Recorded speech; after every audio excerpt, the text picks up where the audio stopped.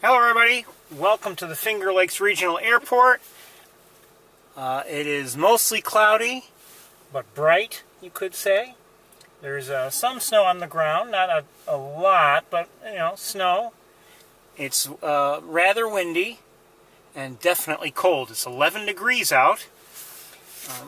I have already gone inside to take a look, and sure enough, there is no snowy owl here. So we are going to move right along. Sorry for the late start today. Number of factors, number of reasons. Oh, I see in the distance in the air,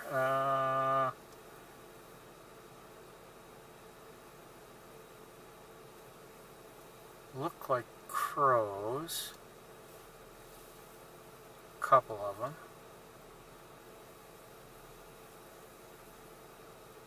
But I wonder if they are or not. I did see some Canada geese while I was inside. They were in the distance. But no snowy owl here today that I can see, or that I have seen. And I was told by the gentleman inside that there's no snowy owl there also. But I did look, and no one there, no one arriving while I was looking. So we'll go to the other side of the airport and take a look from there. But I have a feeling the answer is no.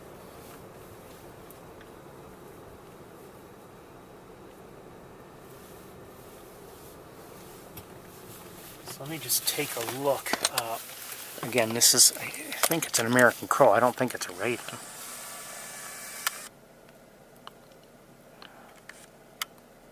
Looks like a crow. Difficult to tell them apart, but you could tell, at least with that bill there, and we saw it in silhouette and from a side view of profile. You could tell it wasn't the heavier, larger, heavier looking bill of a raven with a bit of a downward curve to it. That was more of a crow's bill. So.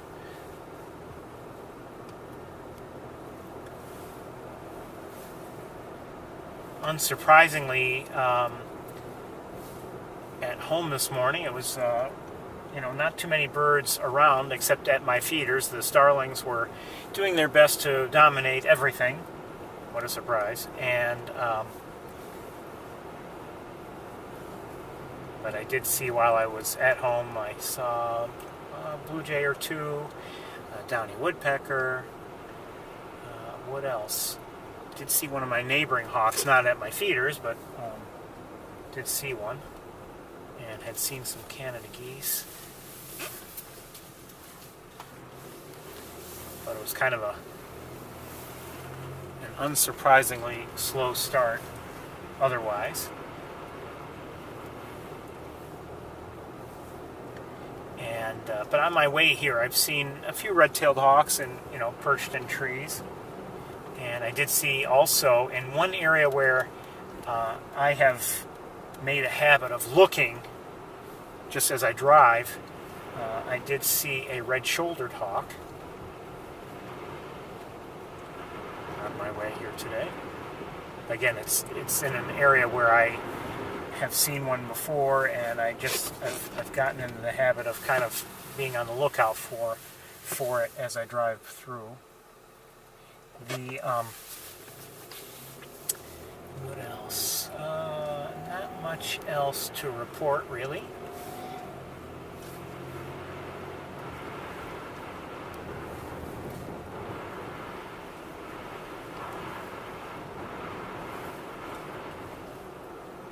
So, the weather, if you haven't followed for the area, was milder, let's say, going into Thursday, and then, Thursday it started getting colder, and then through Friday and overnight into today, and I think it's supposed to be in the low 20s today as high temperature. Ooh, some smaller birds, dark-eyed juncos.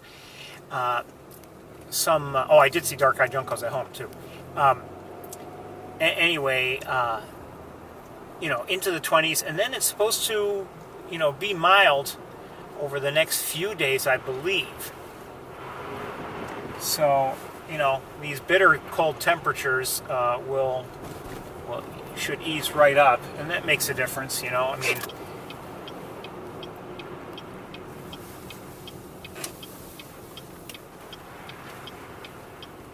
the birds are adapted for these temperatures, but they still, you know, they need food to you know, produce the energy to stay sufficiently warm and everything.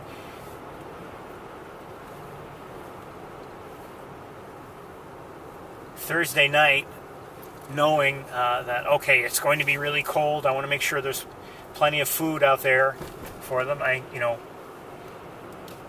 filled up my feeders and everything, and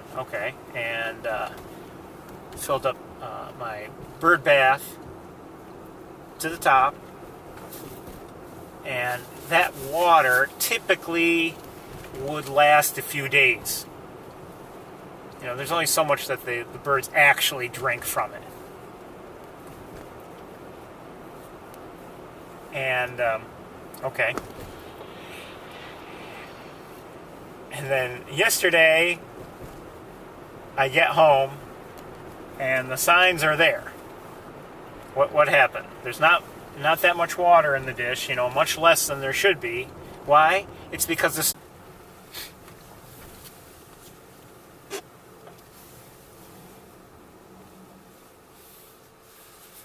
Okay, I just want to take a quick look while I'm here. Just in case this viewpoint provides a surprise or something. There's really not that much snow on the ground in general here. You know, for weeks now, I would say, it seems like there has been more snow on the ground in Ithaca than here. I mean, there's some spots where maybe the wind has blown it here or there, and maybe the wind has also blown it away from spots here.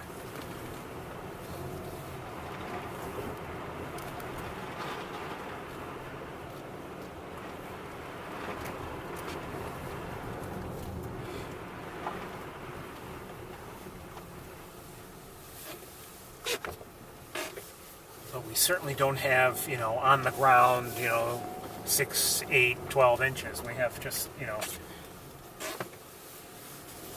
maybe maybe a couple inches depending on where you're looking, and the vegetation you can see it clearly pokes through in many areas. It doesn't even have to be particularly tall vegetation to do it.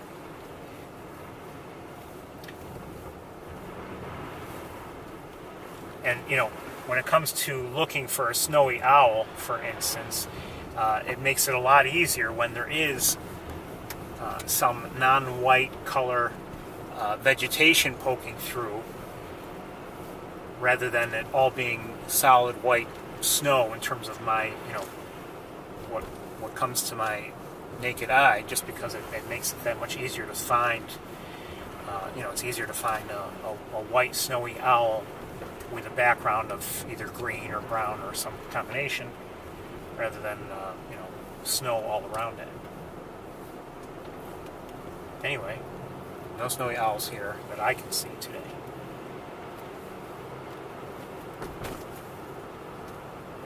I'm not sure what kind of a day we're going to have, given the cold temperatures, and, you know, might be a little bit more hesitant to do any extra walking, or walking area, you know, in areas where I don't believe we would be likely to have good bird watching situations.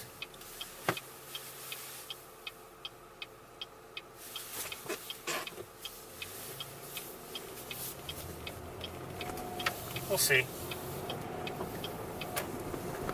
Of course, this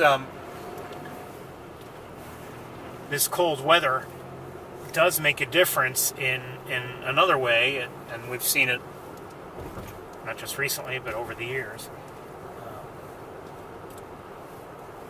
Some areas, you know, some wet areas, or I should say bodies of water, or, you know, even simple streams or whatever, they might be covered with ice.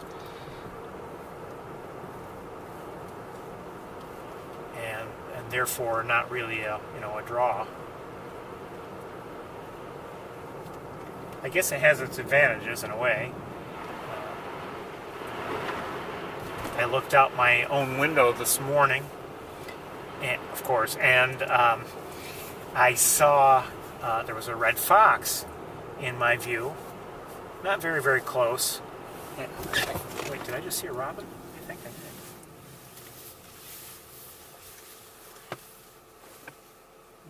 Not sure where it is. Let's keep going. This time is short. Anyway, I saw a red fox, and I was watching it just a little bit. It wasn't very close, and I had already packed up. Look at something. I packed up.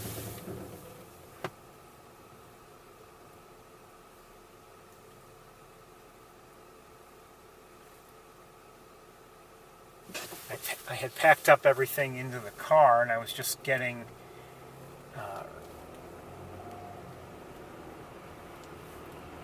ready to leave soon. And I watched the fox a little bit, just with binoculars. And soon enough, it was on the stream that's within my view. And as it happened, the stream was covered with ice, and that ice was apparently at least solid enough for the fox to be walking right on top of it. And so as it did it was going along, walking along as if no concerns about whether it was solid or not, but it was just going along on it. And it stopped and looked at like the one of the banks of the stream and jumped at and caught a rodent there. So had a nice meal. And had things not been frozen, that probably wouldn't have happened.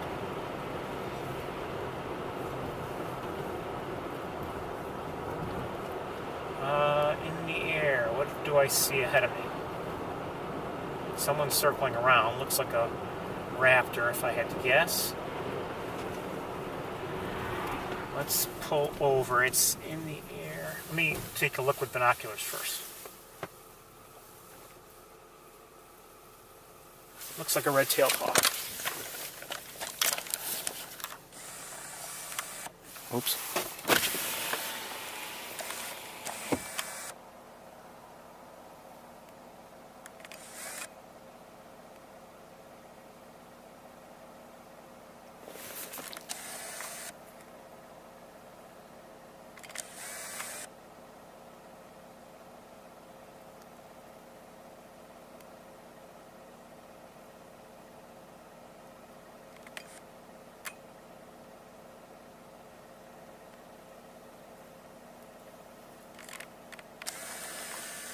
Now, unfortunately, I can even see without even looking over, looking through a high magnification situation. Just with the naked eye, I can see there's heat shimmer coming out of the car just because it is so cold outside, and there's a fair amount of heat here in the car. I'm plenty warm, that's for certain.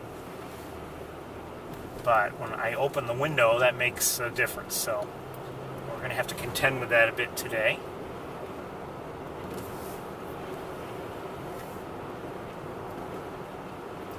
I did visit Saybolt Road, as I often do, so I took a detour rather than drive along the northern end of Cayuga Lake, and looking in the distance, the lake looks white, meaning it's covered with snow and ice.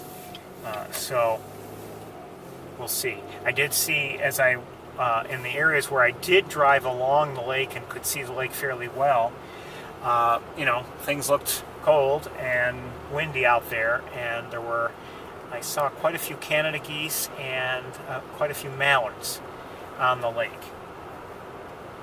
as I drove, and then I eventually took the detour to go to Saybolt Road.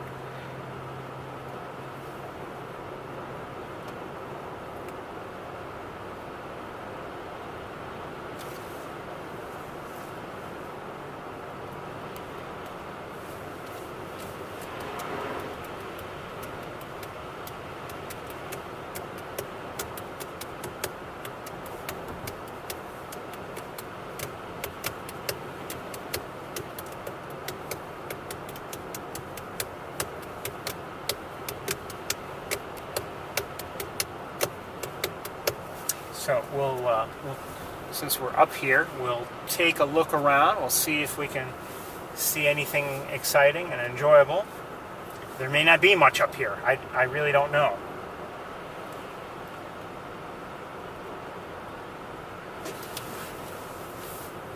Some of the areas we normally visit may be covered with ice today, and more than they have been, and that could mean that not much activity. But you never know.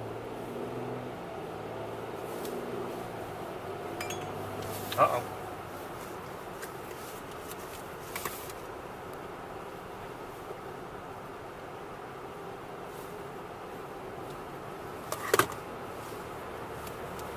Things look okay. Thank you, RC, but things look okay.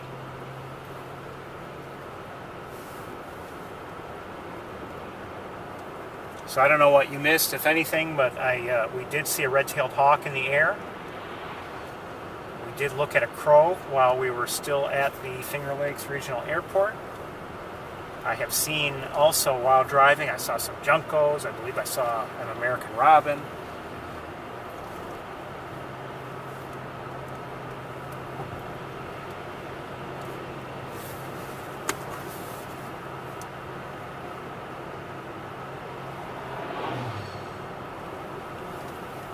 And I see somebody else in the air. Looks like it might be a raptor. I don't know. Probably a red-tailed hawk, given where we are. But we'll try to take a look.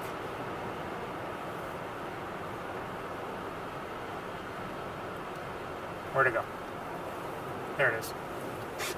Oh, might not be. I don't know. Probably. Let's stop right here for a second. I think it. Yes, it is. Almost certainly.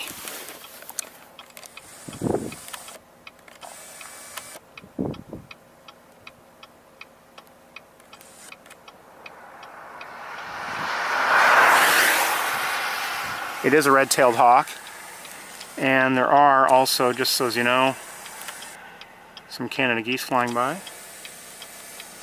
And let me just check RC's note, because I was driving and couldn't read it. I have to remember sometimes I can't always read notes when I'm driving.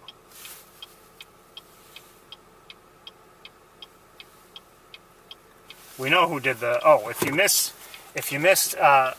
the whodunit on the bird bath, it was the starlings, the European starlings. I know it. They know it. I'm not sure if they know that I know.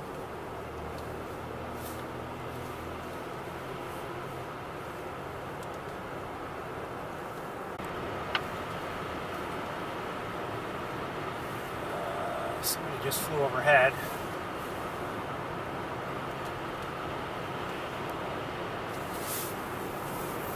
It's too hot in here.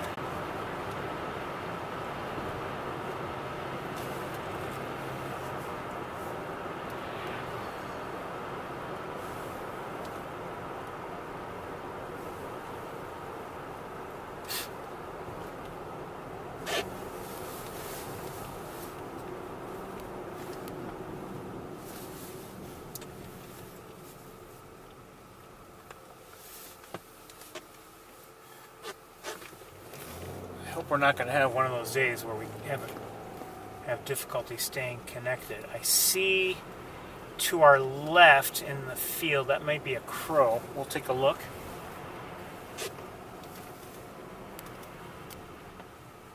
I think it's probably a crow. Maybe not. It is.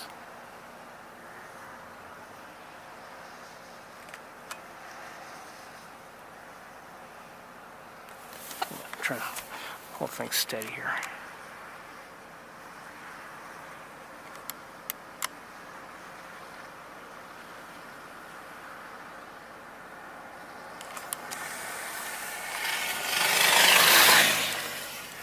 Don't see any other crows nearby.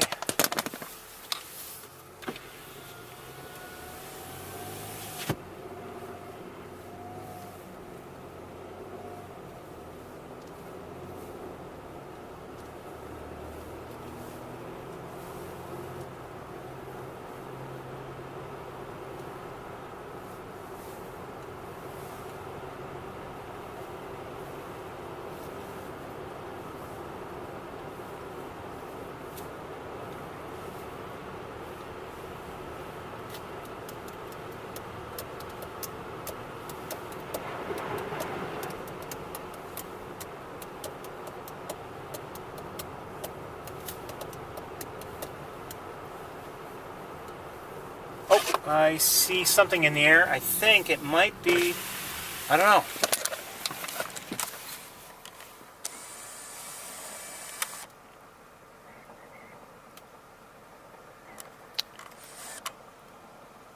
Harrier.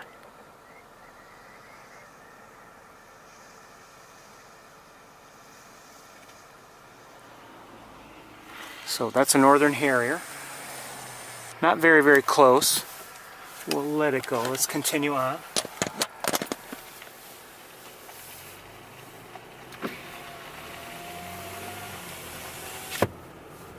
Wait a minute. What did I just see?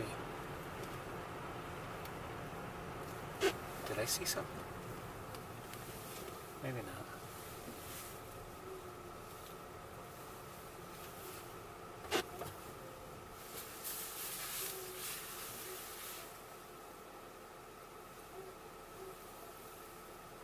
Okay, nothing. There does seem to be a dog barking.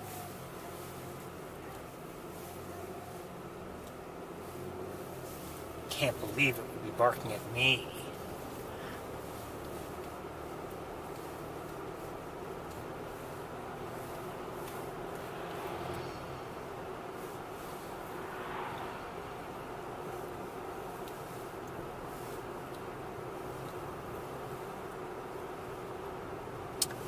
Okay, I see another raptor in the air. 1 second. It could be a...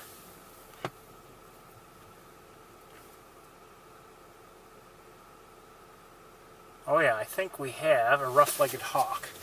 Alright. This is through the windshield.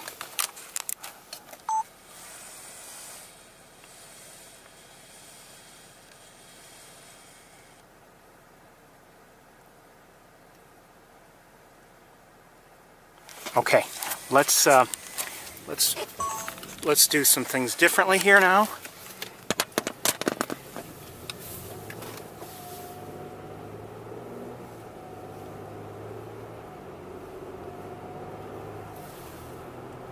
Where'd it go? I want to keep an eye on it if I can. Oh, hold on. May have 2 of them. May have 3 of them.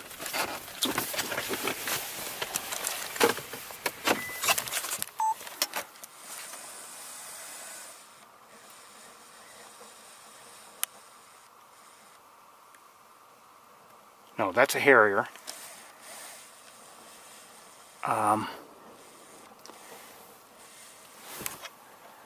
So maybe 2, I don't know. I've lost sight of the rough-legged hawk that was in the air. Now what is this on the ground? Is it anything?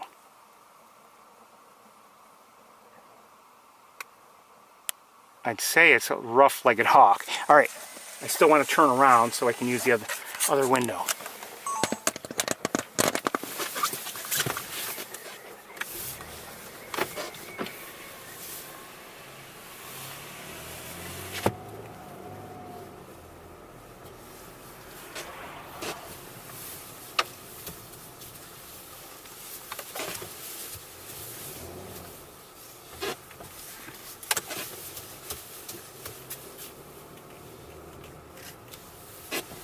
Okay, I think that harrier, I'm sorry, the rough-legged hawk that was on the ground may no longer be on the ground, but let's just stop right here. Let me...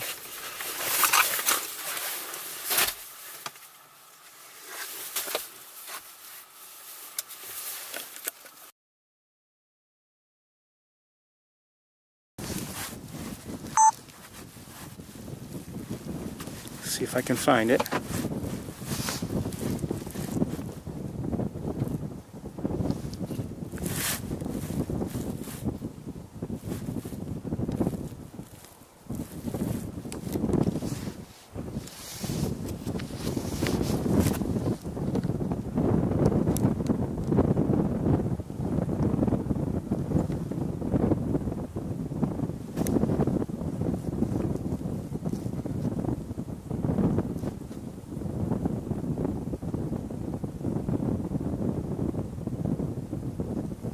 Oh, caught something.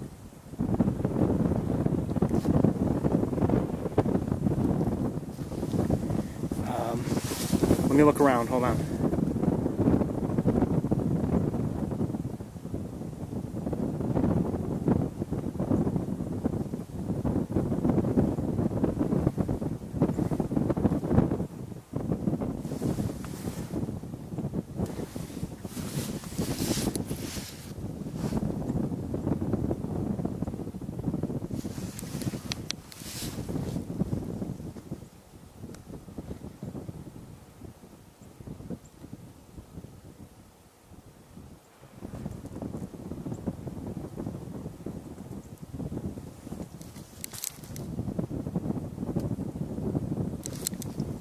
Unfortunately, it's pretty far away,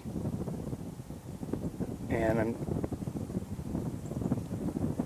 concerned that moving we would lose track of it, so I kind of want to stay here for the moment. So, and I'm hearing, hold on.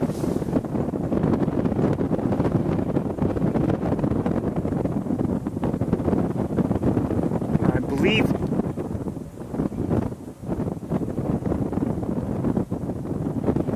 a couple of cardinals are nearby, just so you know. And there's a harrier in the even farther away now. And let me look around. I'm tempted to move. I'm tempted to stay put too.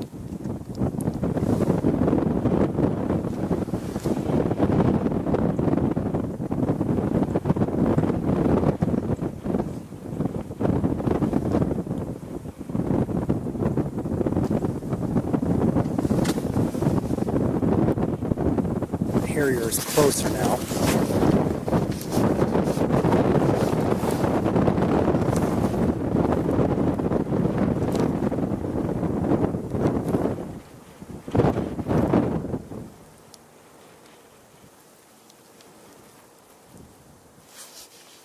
Where'd it go? Okay, I'm gonna let it go. Okay, hold on. The rough-legged hawk is in the air now.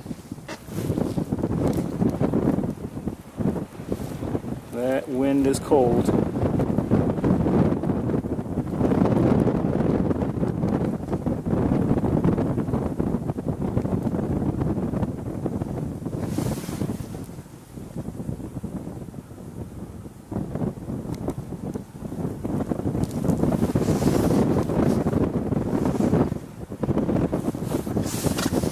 Okay, I see it. Let's try to get it. It's coming back this way a bit. Now I've lost track of it. Oh, I see it.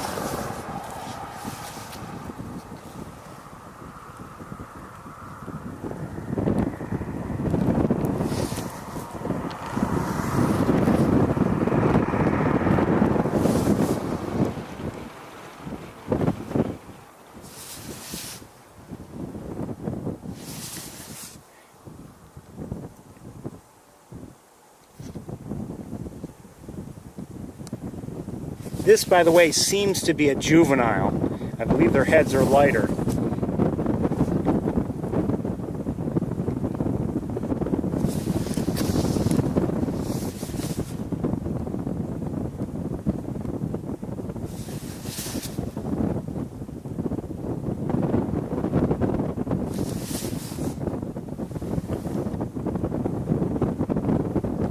Not the greatest view, just given where it is. Alright, we're going to move on. Maybe we'll come back.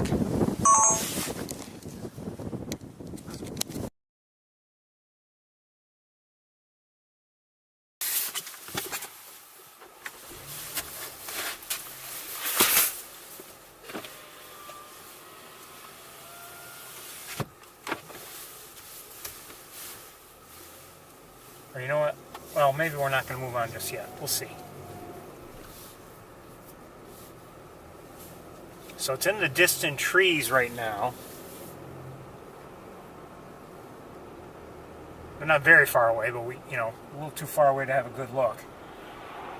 and I can't really find it with the naked eye as I drive here. Wouldn't mind a nice close look. But we did see it apparently catch something, which was fine by me.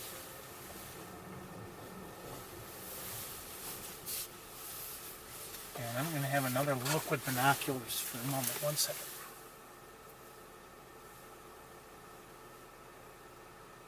I think I see it, actually. Don't know if it would be a good look or not. One second.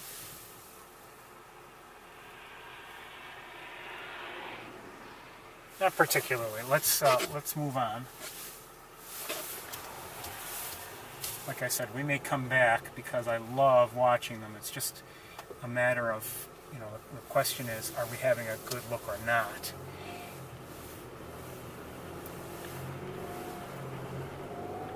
They are, in my opinion, one of the treats of winter. Oh, in the distance, what do I see? Hold on. In the air, something.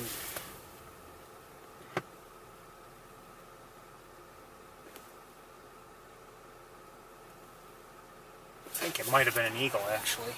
But it's kind of in and out of our view. One second.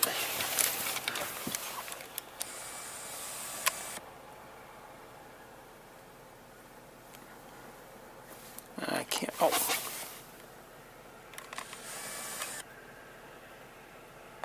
That might have been an eagle. I think it was, but I'm not sure.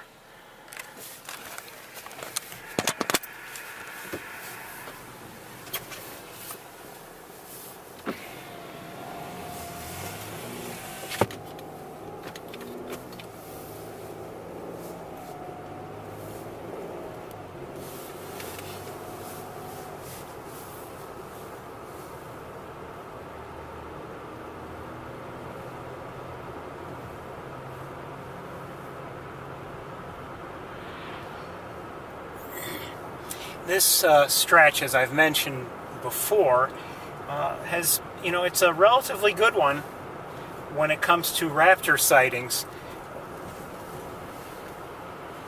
We may not see all these species at once, but we've seen red-tailed hawks, rough-legged hawks, American kestrels. I think that was a bald eagle.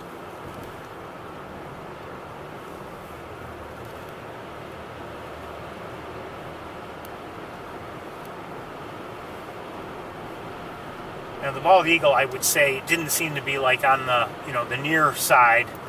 I think it was just happened to be something that came into my sight. I gotta pull over and see something here, if I can.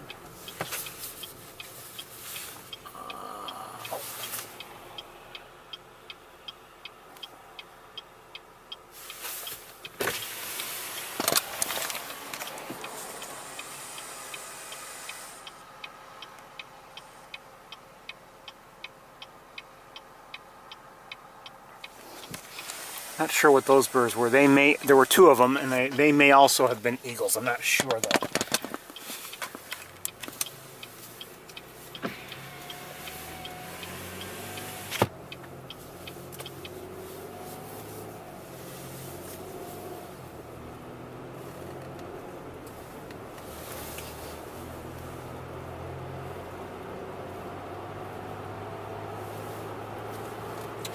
You know, with a little bit of luck, we may find that the cold weather has worked for us rather than against us.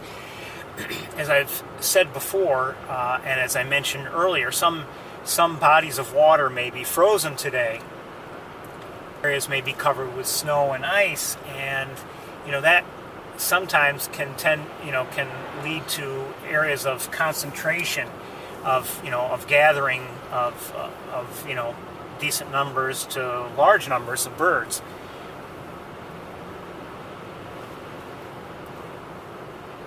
And if we encounter such an area, well, good bird watching. So who knows? Sometimes a very mild, if you've had mild weather for several days and there's little snow and ice, and you go out bird watching. At least I'm speaking of my own experiences and in the places I visit. Sometimes it's like, oh my, where are the birds? They don't seem to be anywhere. Well, it's because they're scattered.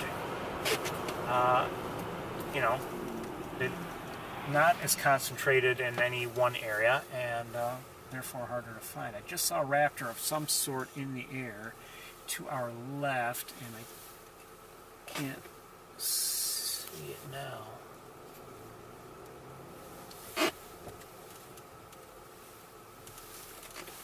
Didn't look like an eagle from what I could tell, but I wasn't sure.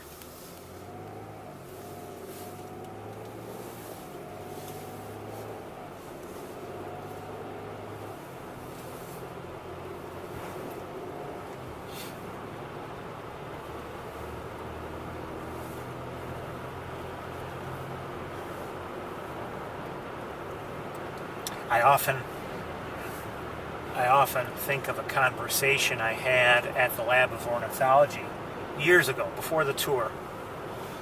I believe it was 2011. The winter had been mild, and I don't remember exactly when it was in winter, but winter had been going on for a little while at least, and there wasn't much snow on the ground. There wasn't much bird activity around the lab.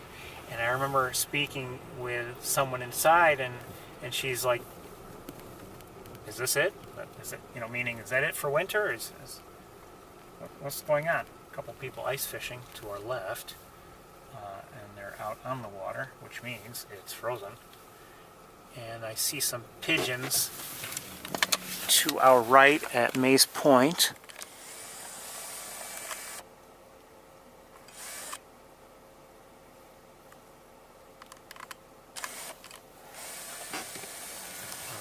But here at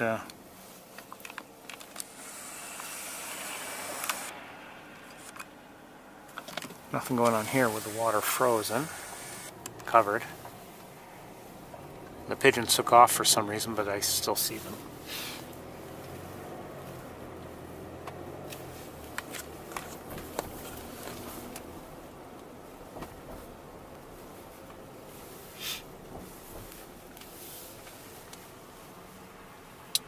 Some water here, open, and on this side mostly frozen, covered with ice. Not necessarily solid, but enough to keep it from being appealing to ducks or something. So anyway, down here,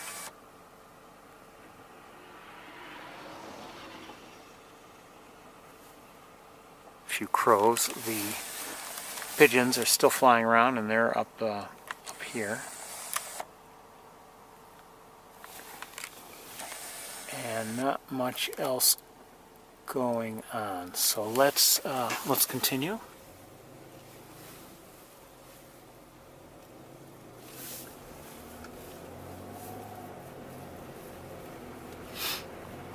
See, I mean, we may go through the Montezuma area very quickly. We make these stops on this bridge, and we're not seeing much, so we move right along. And that happens very often when we've had cold weather to freeze things up. Another crow in the air over there on the left. A couple more crows in the air ahead of us. Oh, a few more crows. 5 more in addition to the 2. Make it 6.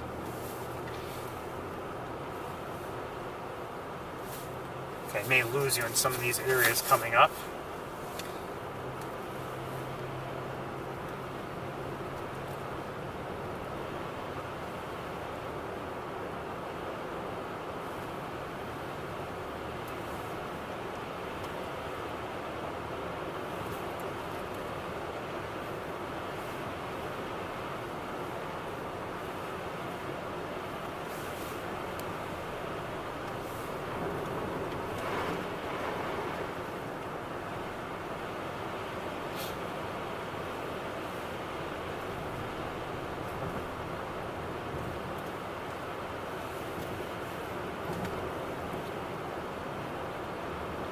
12 degrees.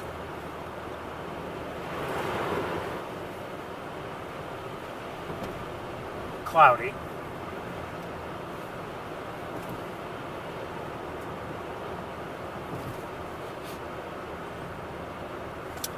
To our, well, up ahead and to the right, a lot of crow activity again. Yep, there's something else. They're not sparrows. Oh, I think they're probably either horned larks or maybe they're buntings? I don't know. We'll try to get a look at least at some of them. Wait, who's this up here? Is it a horned lark or a bunting? Hey, I was looking at you.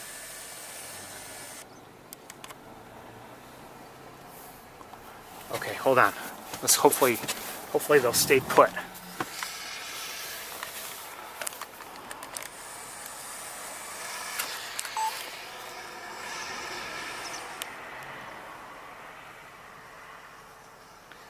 These are horned larks here.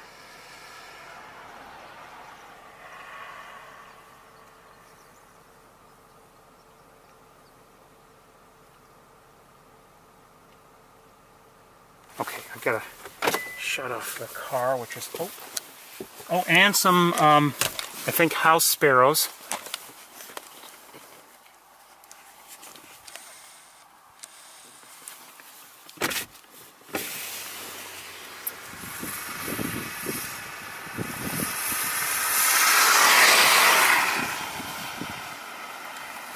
Hold on.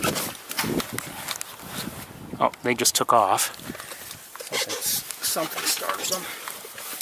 Come on, wires, come on. So annoying.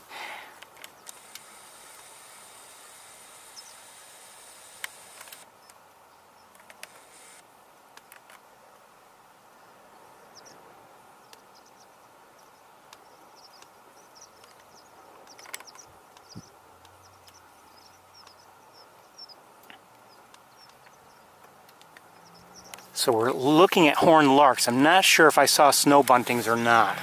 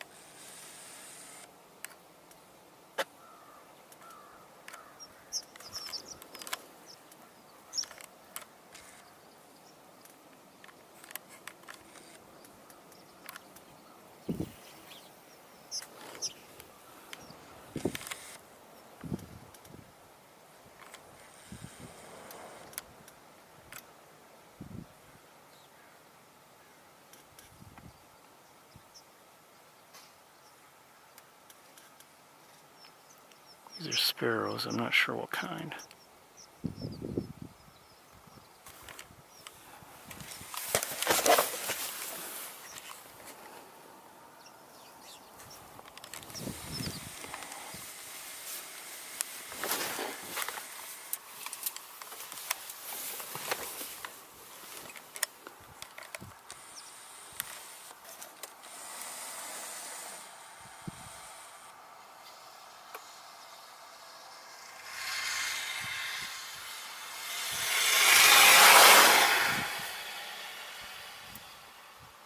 That's a snow bunting right there.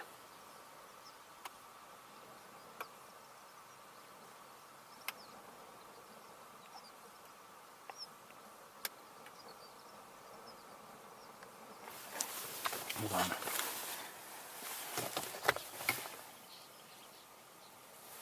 Thank you, RC. But we've seen, so there are some, at least some snow buntings.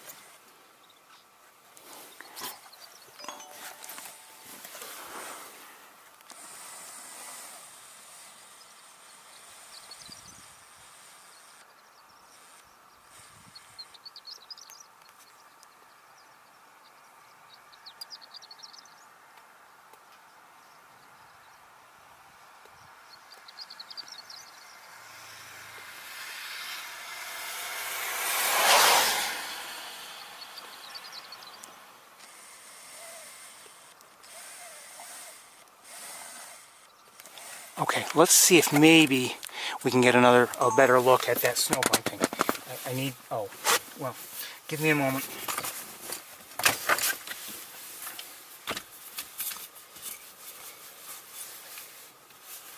Come on, come on, come on, come on.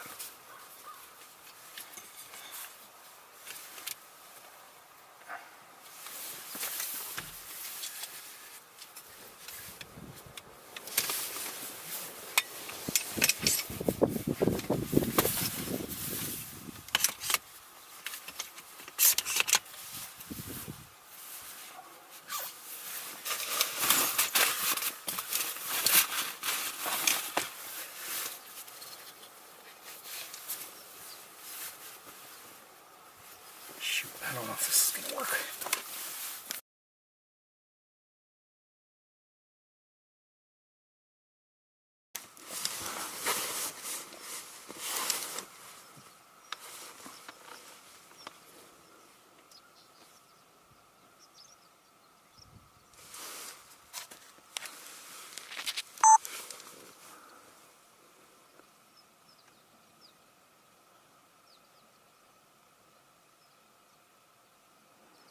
That's a horned lark there.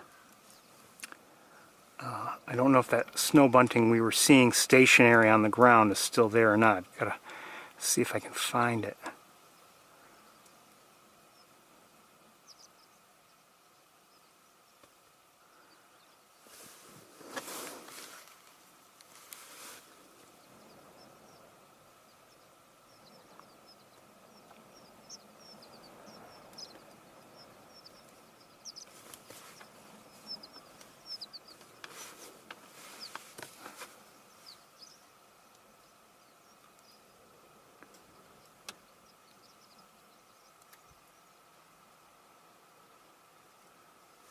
Those are horned larks.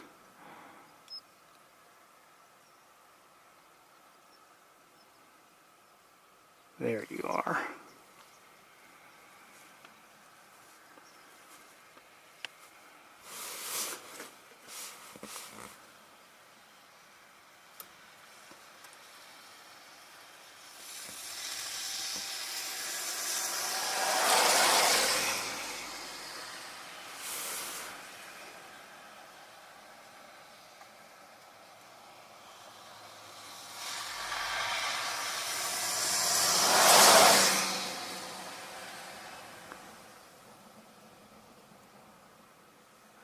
So that is a snow bunting, everybody.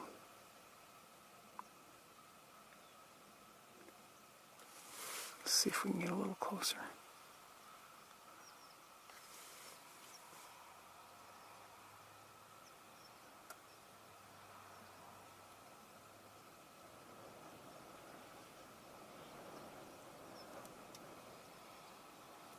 Sorry, we're dealing with some heat shimmer from the car.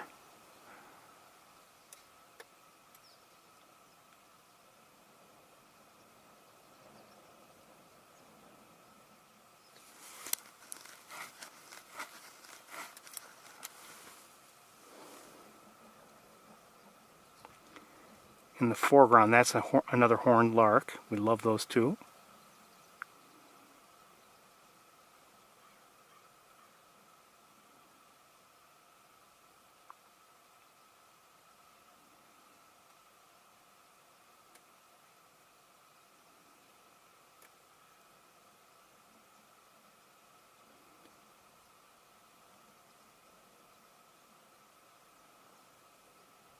Looks like a horned lark. Yes, it is. See a little bit of the horns.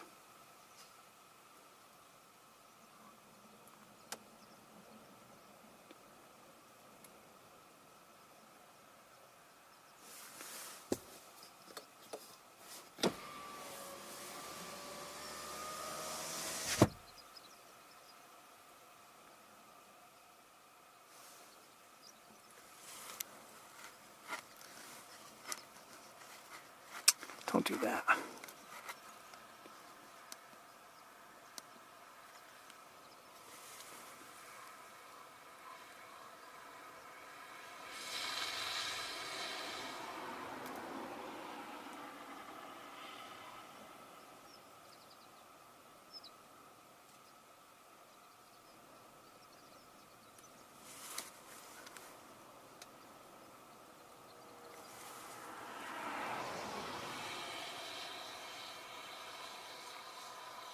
Cute little bird. Okay, we're going to move on. Okay. Let me just lock things as best I can. I want to look with binoculars just a bit. Of course, the camera's in the way.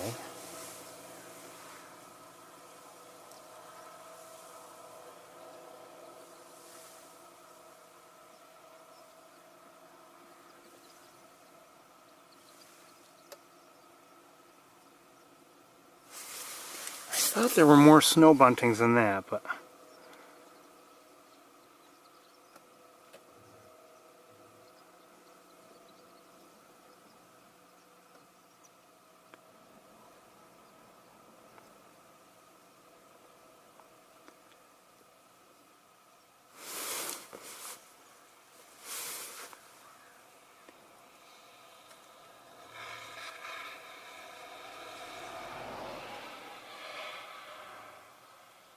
that could be one there.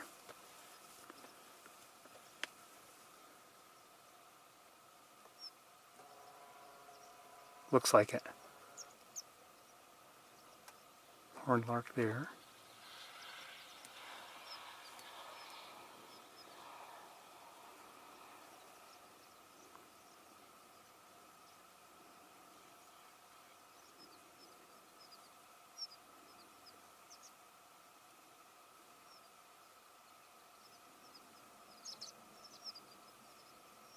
That's the one that we've been looking at, I believe.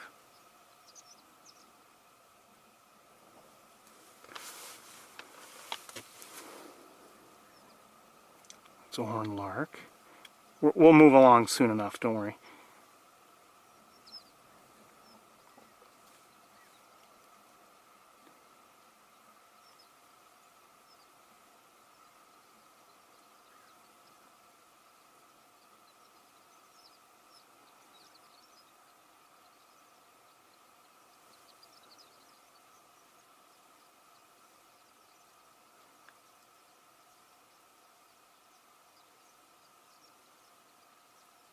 Okay, let's move along. Oh, hold on. Hold on 1 second. Camera strap. Oh, it just took off. Alright, let's switch cameras. Ooh, that was dangerous.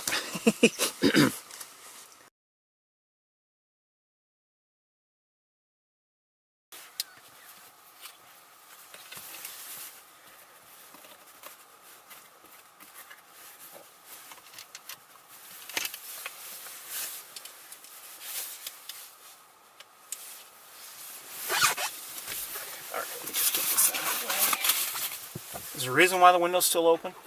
Anyone?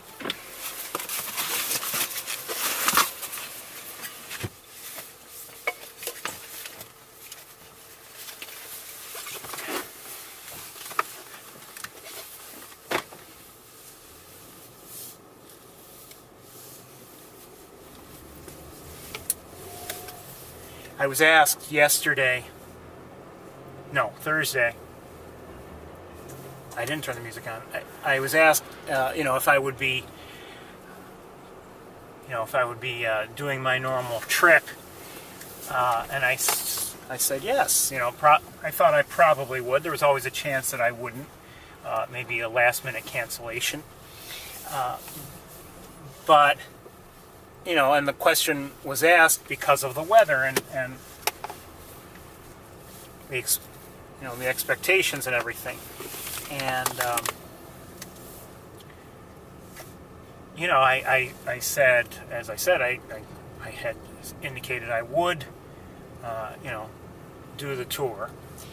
And you may just, I could imagine that person, upon my return, asking me, and assuming, oh, you probably didn't see anything today, bad day.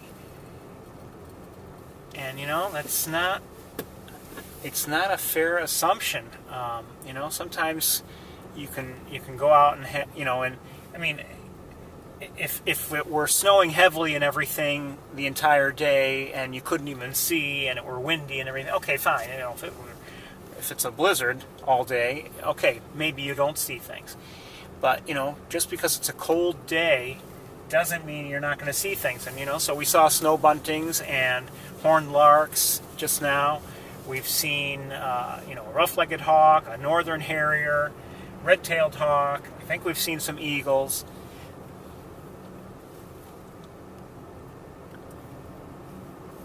And on the reverse, I've told you this before, I've come up here on a beautiful day, beautiful summer day, I remember getting back to Sapsucker. This is before the tour, and thinking, boy, I just haven't seen anything today.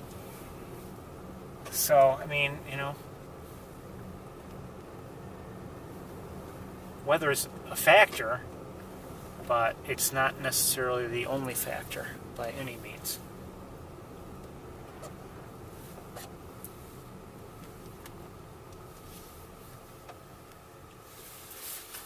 Sometimes it's not that day's weather, but the ongoing conditions that, lead to the way things are in that area that day.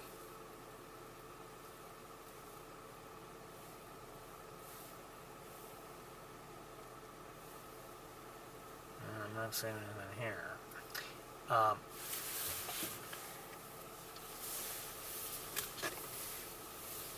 Tomorrow, for instance, and I don't remember exactly what the temperature is going to be like tomorrow, but let's say the weather here tomorrow is mild.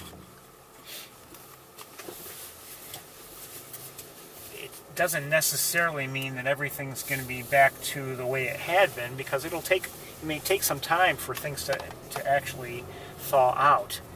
So, in many ways, maybe tomorrow might be like today, even if tomorrow's warm.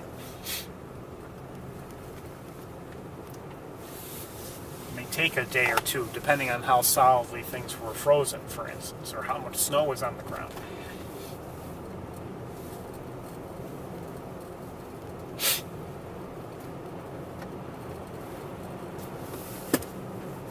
Look at, just thinking about Sapsucker Woods. We've visited Sapsucker on some mild days this year, and, I expressed disappointment upon arriving. Oh, the pond is still pretty much covered with snow and ice. Oh, I see something in the distance. What do I see? Crow, maybe? Probably. It might be nice to see the pond, more essentially thawed out.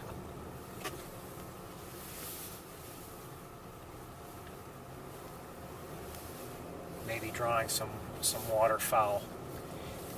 But we haven't seen that really, not yet.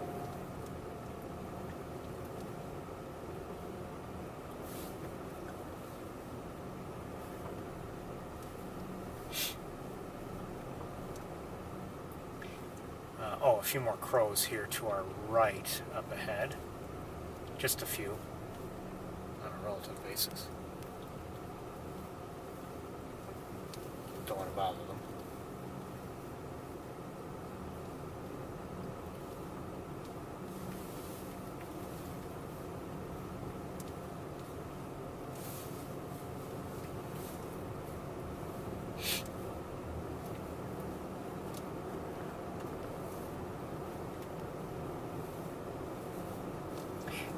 Earlier today, before leaving home, I was like, well, in a way I wouldn't mind just staying home today and maybe getting some things done around, at home, and having not having to worry about rushing, all day long as the tour usually requires.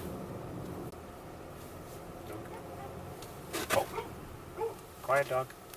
Careful, dog. You know what? He or she wasn't barking at me. He was barking at you. Maybe barking at the person who turns on the music.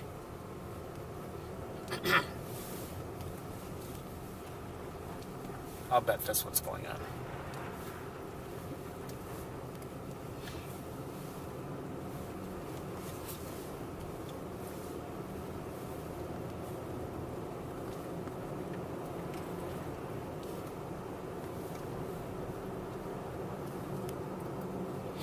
there's maybe a decent chance we'll skip sapsucker today. I don't know. See a crow to our right.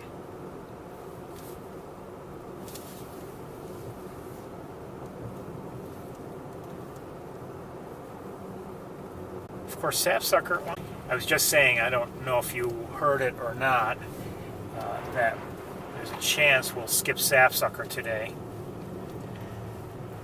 But it could be that the feeding garden might be of a popular spot today. So who knows? We might go there, might not. I don't know.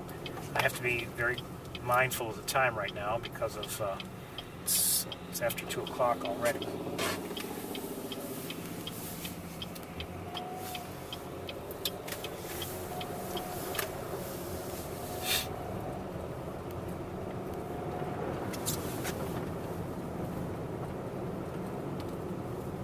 The days have been getting noticeably longer, though.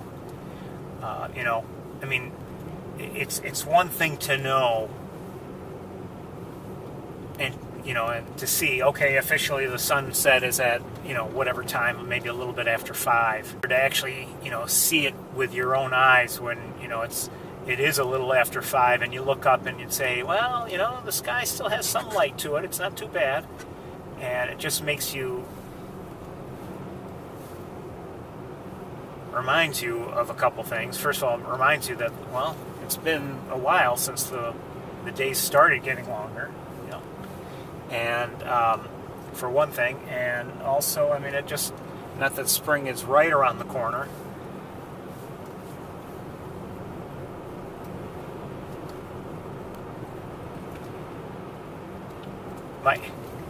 I'll tell you, my own way of looking at it these days is kind of like this. I mean, first, I used to dread it.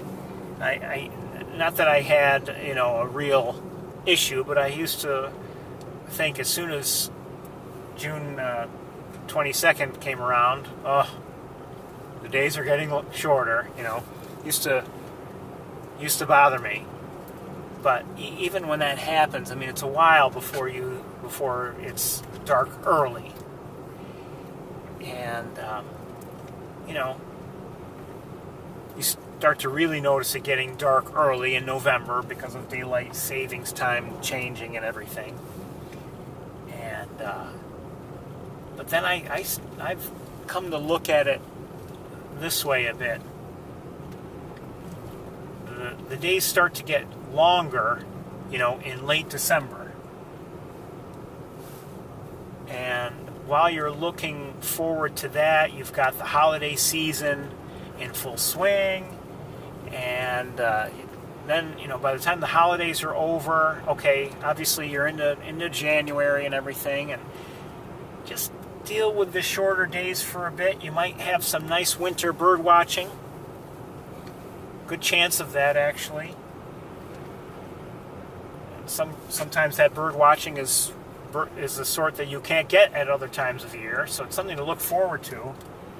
And then soon after, I mean, we just got through January and we're already looking at, days that are noticeably longer, and I just start to think, well, that wasn't so bad, I mean, we're heading towards spring and everything, and not so bad. Now, of course, if we were having a really, really severe winter, I mean, maybe I'd look at things differently, but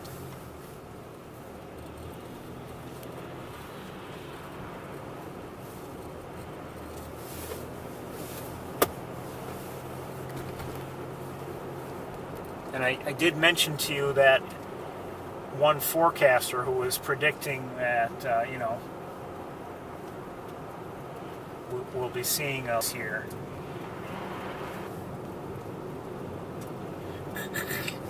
Hey, don't do that. A couple smaller birds flying around. Cut it out. Not sure what they are. They look like sparrows of some sort.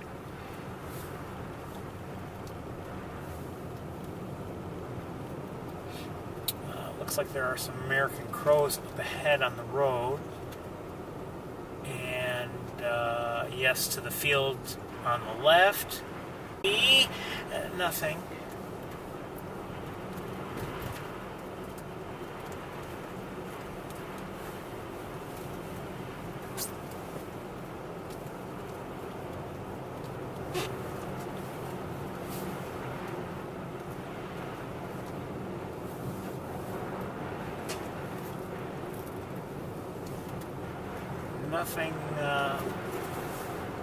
Nothing obvious to the naked eye.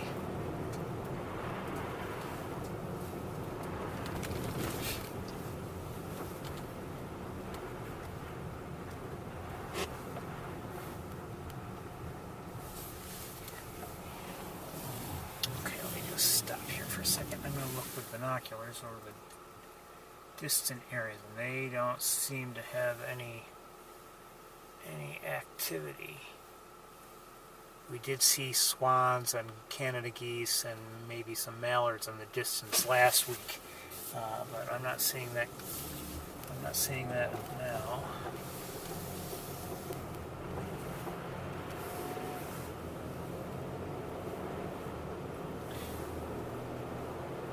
But we'll drive this way in between the fields here.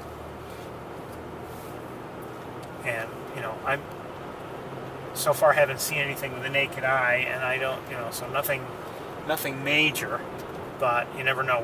We'll drive towards these. Maybe we'll see something there. We haven't lately, but today could be different.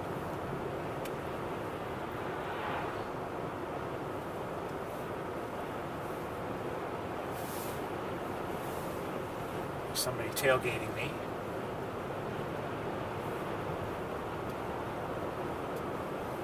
Don't quite like that.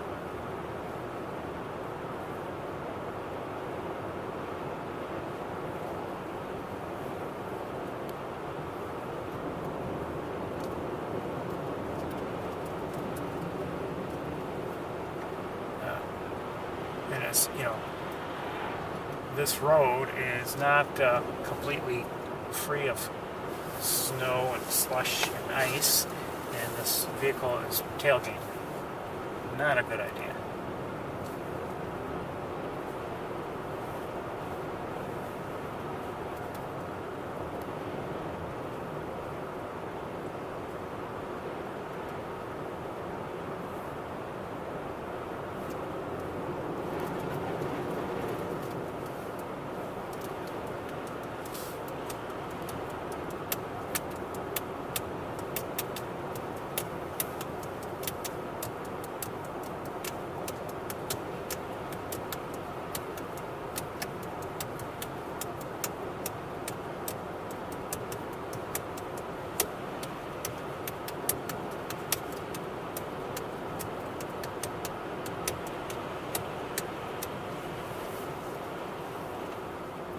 So now we're driving above the Seneca River.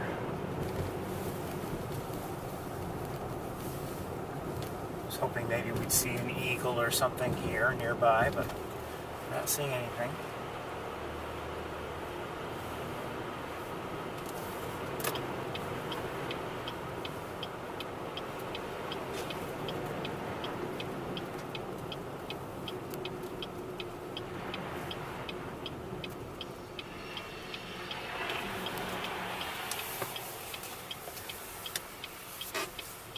At least we lost our tailgater.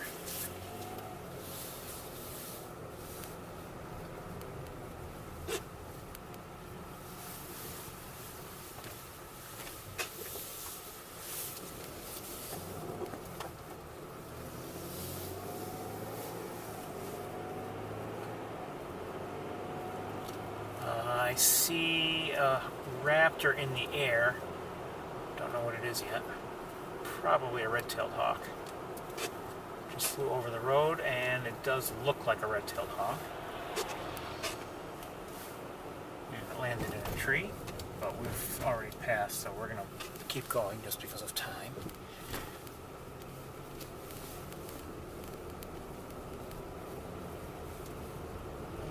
No.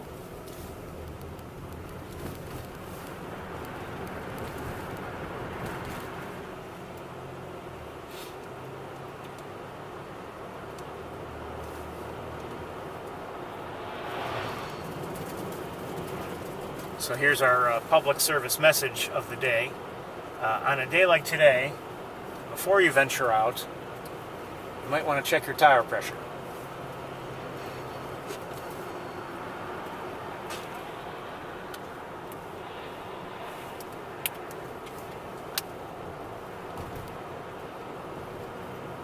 Cold weather tends to reduce the tire pressure, and you may be at a level that's a little low for what you're supposed to have in your tires.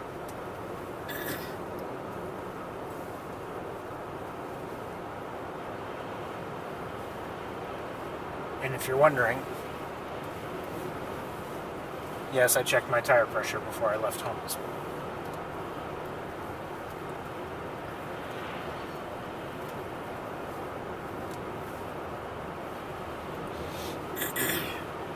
I knew they would need some air, and I think I added just enough.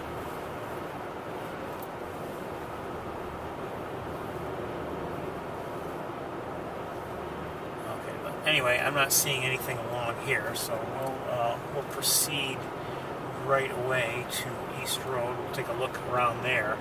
I'm sure the marsh itself is frozen, but there might be some activity there. Maybe not on the marsh, but maybe just along the road or something, so you never know.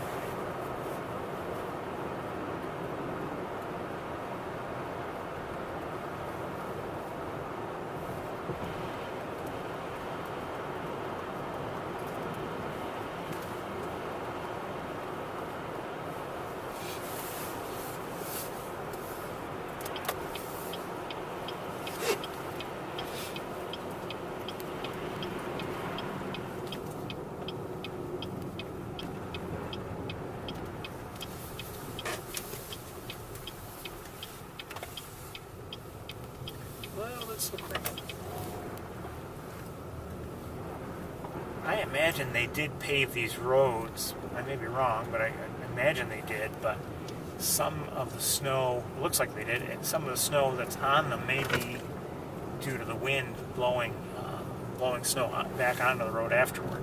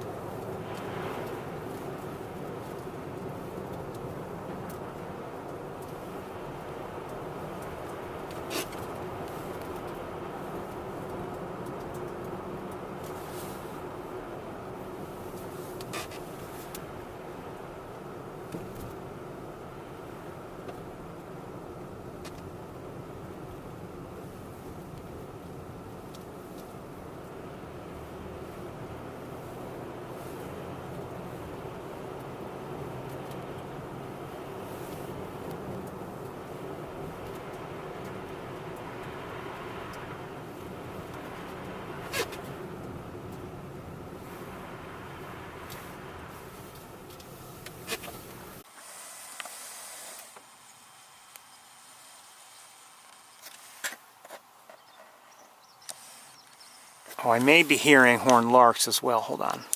Oh, they're just taking off. Everybody's taking off.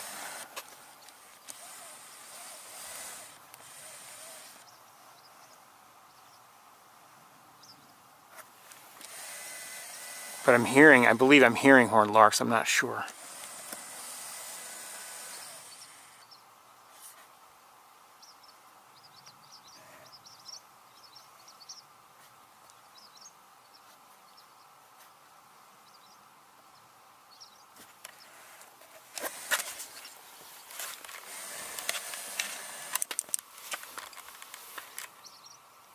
Okay, let me, I did see at least one tree sparrow. That I'm sure of.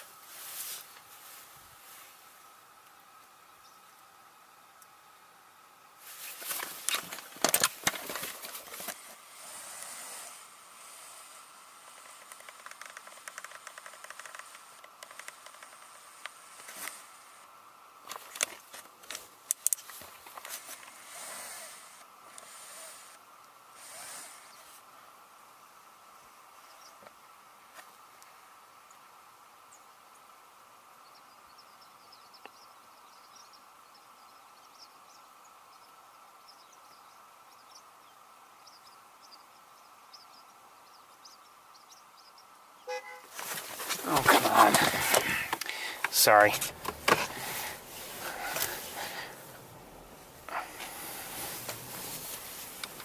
Gotta move the car.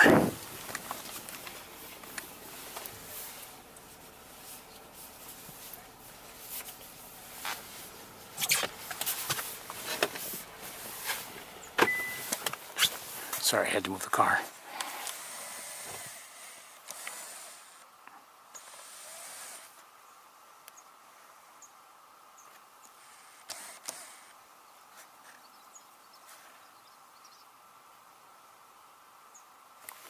That's another tree sparrow.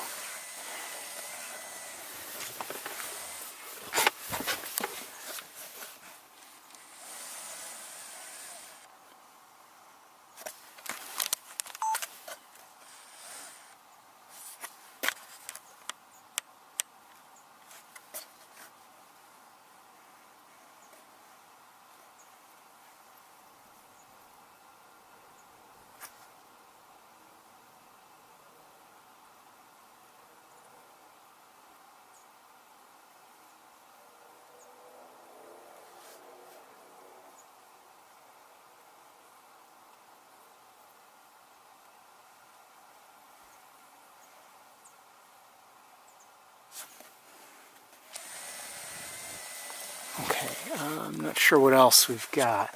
I'm not sure if I've heard horned larks or not, but definitely we've seen some tree sparrows. We're going to move along.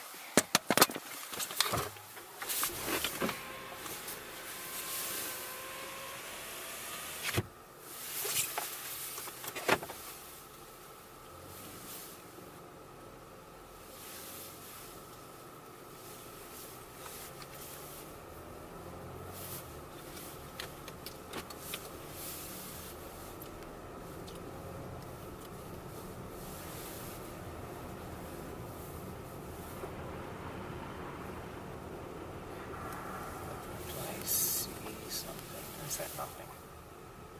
No. Oh. Just frightened away some birds from the road.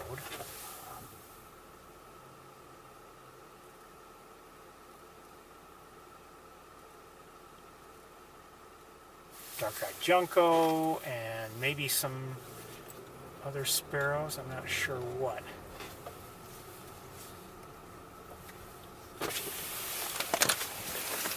Hey, stay there. Oh.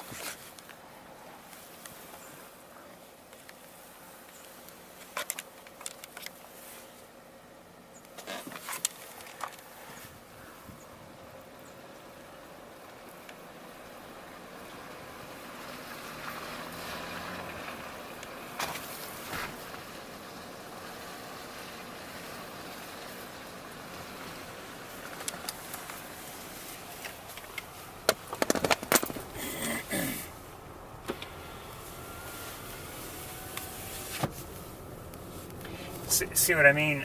You know, we may, you know, up ahead we may find, as I have predicted, that the marsh itself is frozen.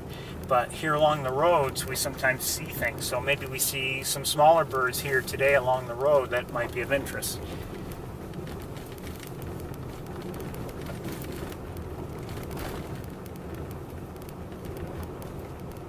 Draw in this case is not so much the you know, the marsh, but more likely, you know, these areas you know, on the edge of the road where there's maybe a little less snow. There might be something for them to eat. Also these fields, you know, on either side, especially on the right, you know, cornfield, there may be some grain there that they can eat and enjoy. The marsh is frozen as predicted.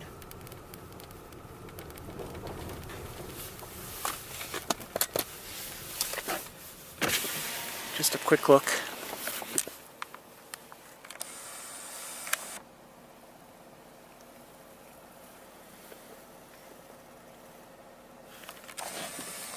Moving on.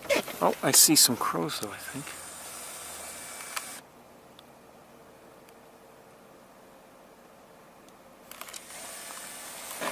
Moving on.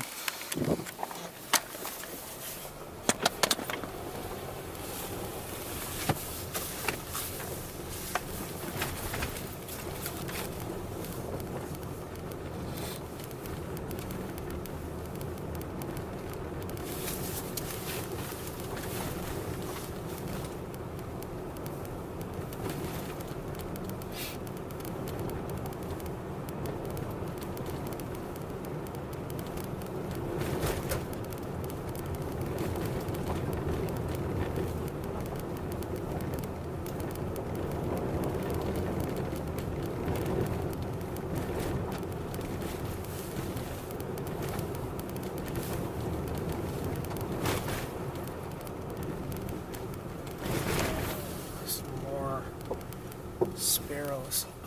Yeah, at least another tree sparrow. Maybe others, I think.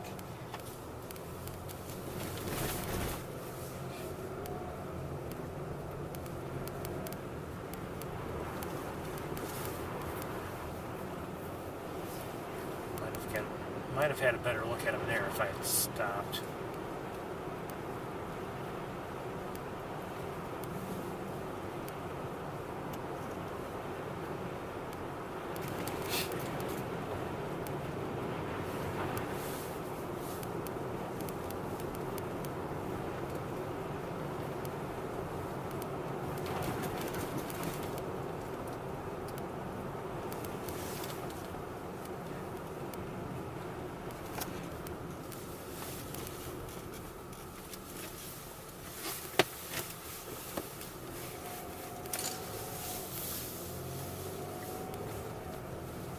So obviously we didn't see a huge number of birds there, but, and you know, if I had waited or done things a little differently, I might have seen even more, but you know, there is only so much time, so we're moving along. Hold on a second.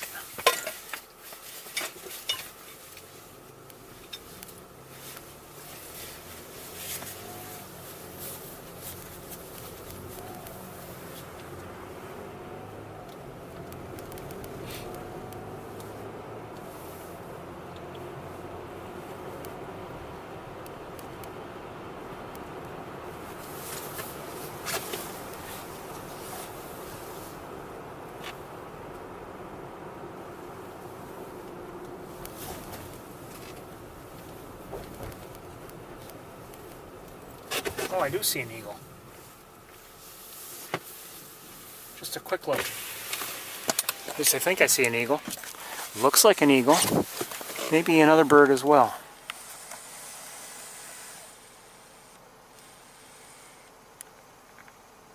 That's just snow, but that's an eagle.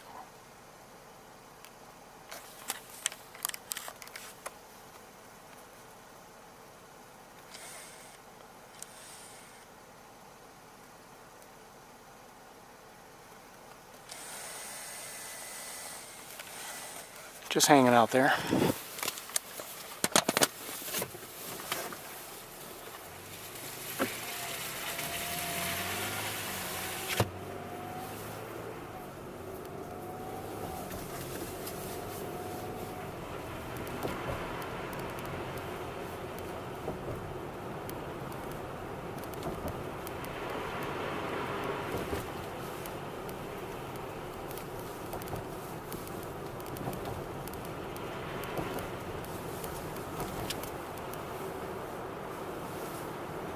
I think in order to save time, we'll skip Maze Point and we're going to skip Shocky Pool.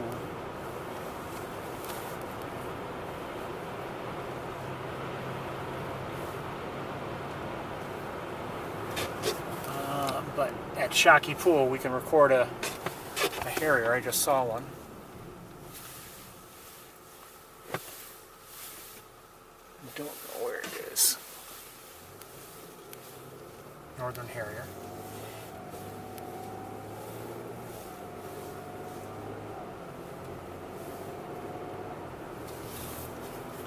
I wonder if it took to the air just seeing us, you know, come along here on the road and it was nearby in a tree or something.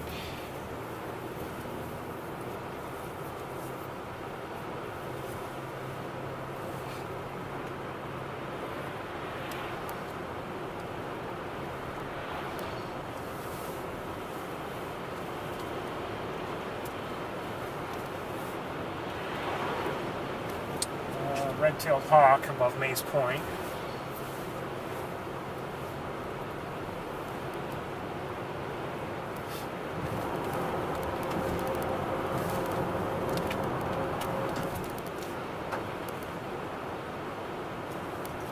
There's a snowplow.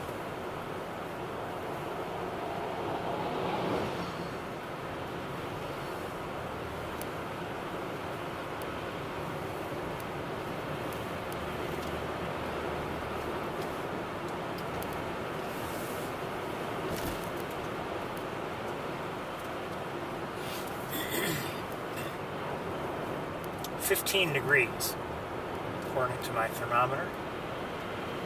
As I said, I believe the predicted high was in the low 20s. So, it's supposed to be getting a little warmer. I'm sure it'll get colder again tonight, but and then I believe tomorrow should be milder, if I remember correctly.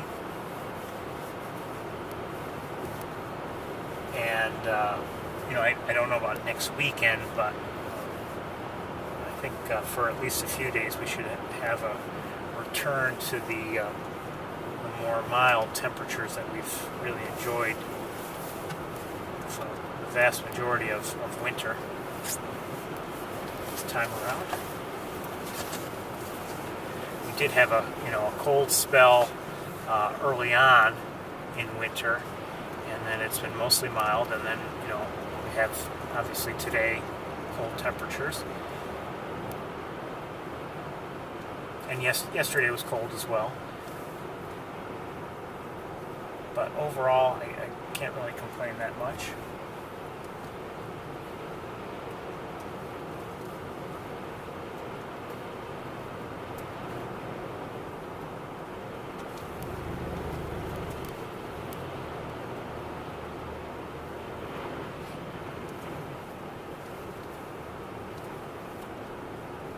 So this is a stretch where we first saw the rough-legged hawk, and I see something in the air now, which may be a rough-legged hawk. Let's see if we can line up, and watch it.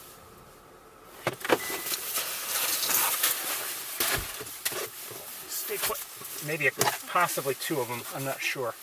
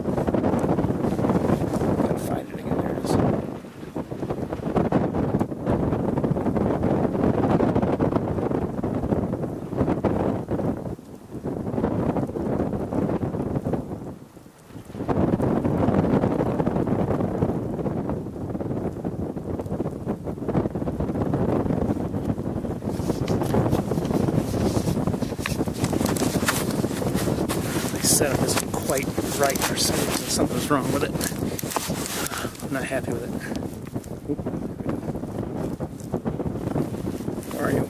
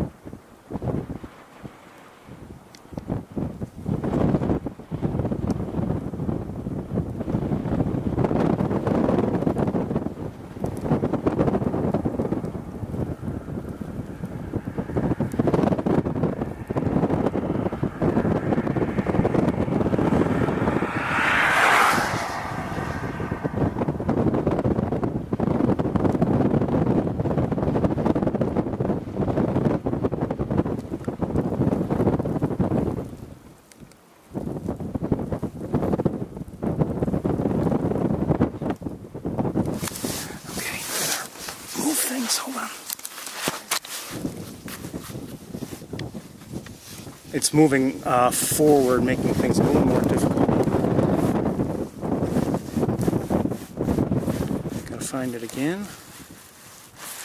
Oh, where are you?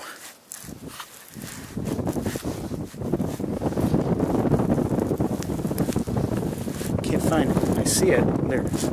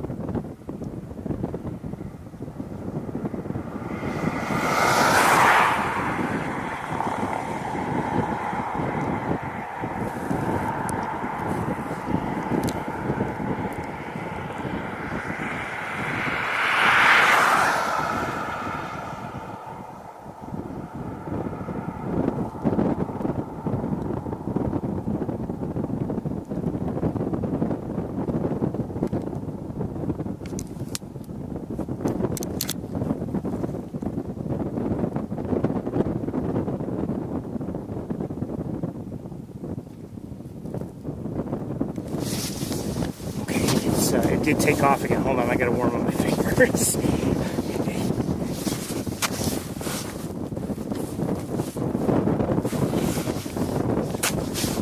It's really much better to be on a tripod than to be doing this from the car, but it's too cold, quite honestly.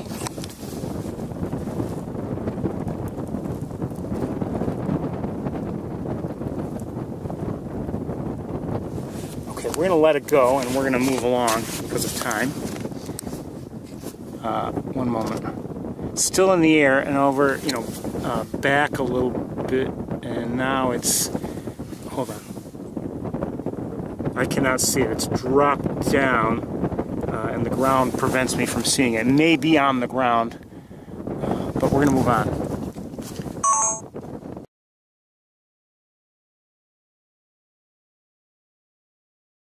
Hope you like that. Again, that was a rough-legged hawk, possibly the same one we saw earlier.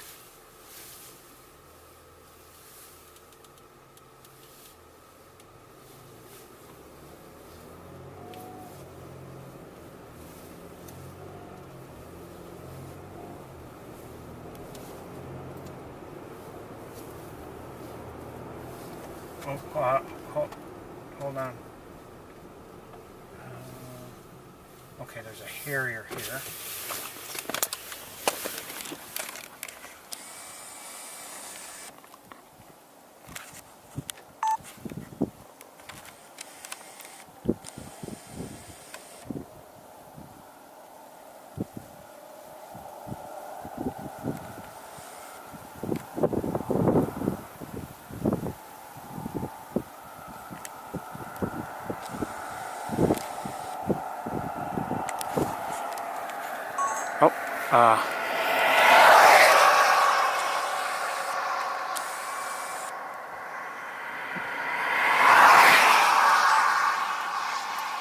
That's a rough-legged hawk.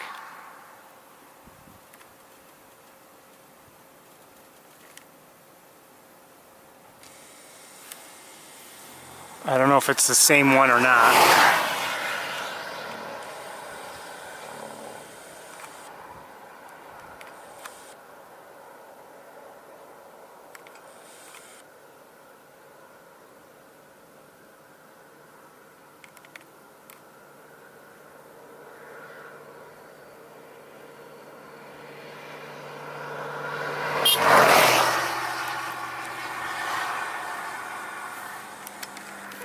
Got a sign in there.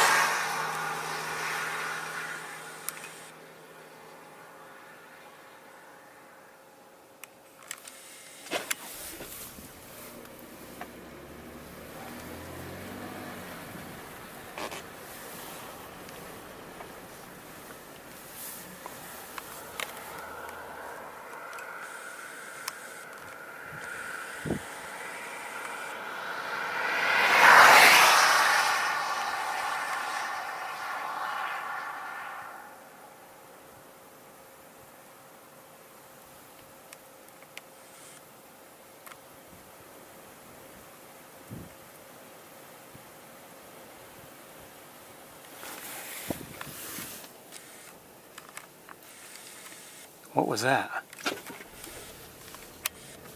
Hold on, we've got two birds.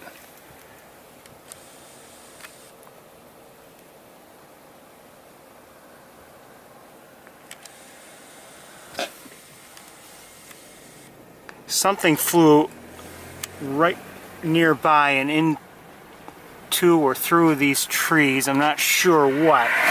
And hold on, could it be this? I think it's a harrier.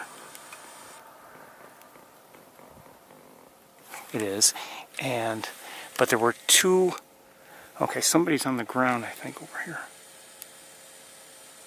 Oh no, maybe not on the ground, but in a low perch.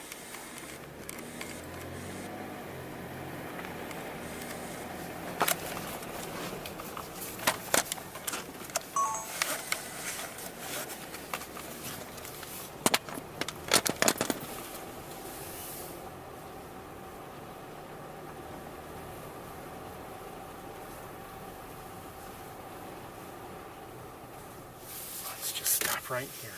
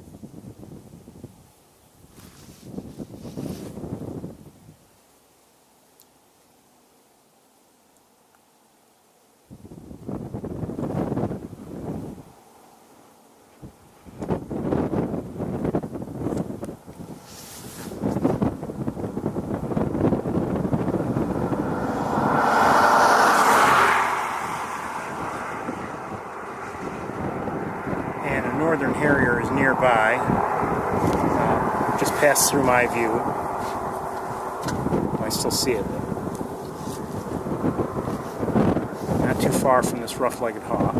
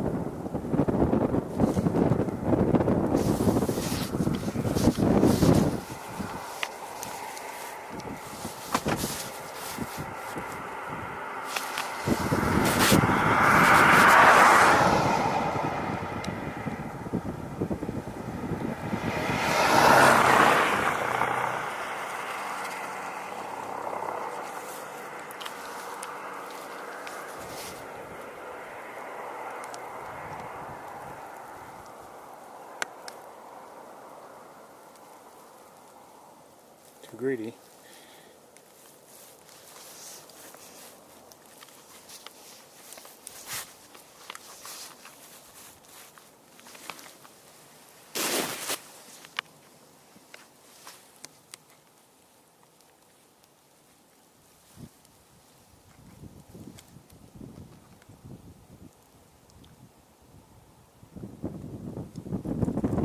And near me is a red-tailed hawk, getting a little too close to get, I think.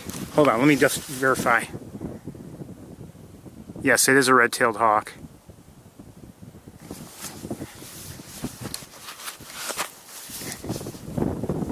And down here was a harrier, I believe.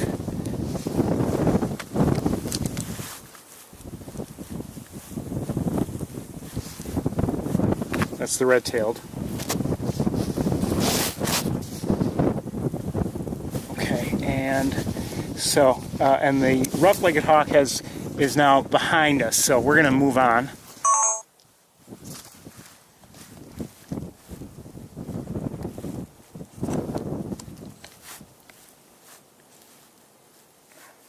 That's the harrier.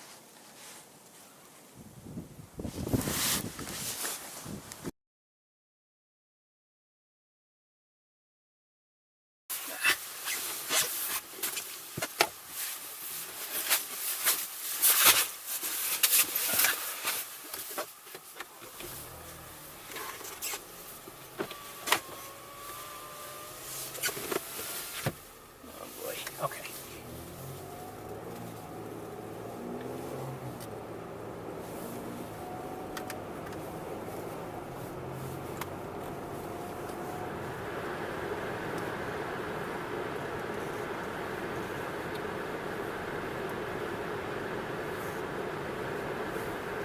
So I see red-tailed and looks like another, yes, red-tailed, I think a couple red-tailed hawks total, and then one more raptor in the air right now. Let me just take a look with binoculars. Oh, it's rough-legged, but I'm not sure if it's the same one or not.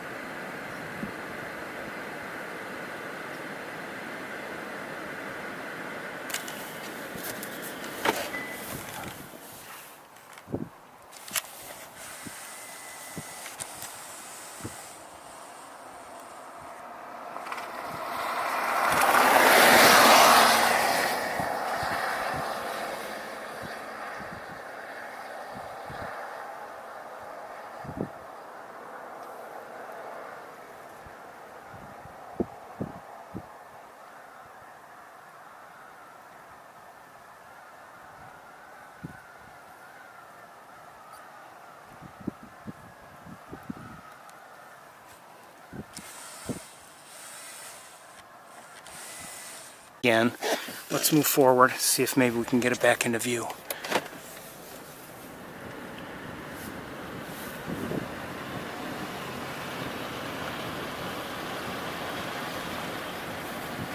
I don't see it. No, I don't see it.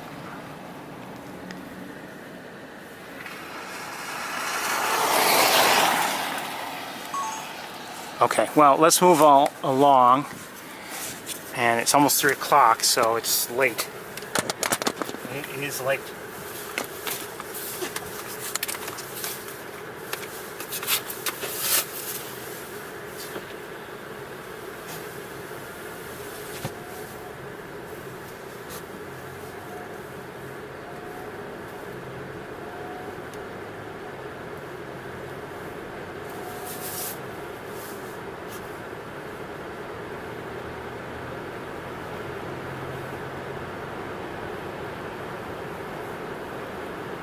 Don't know about you, but I love watching rough-legged hawks, and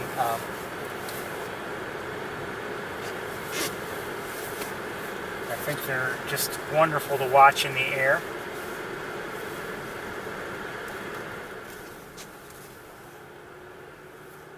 And as I said earlier, to me, they're one of the benefits of winter.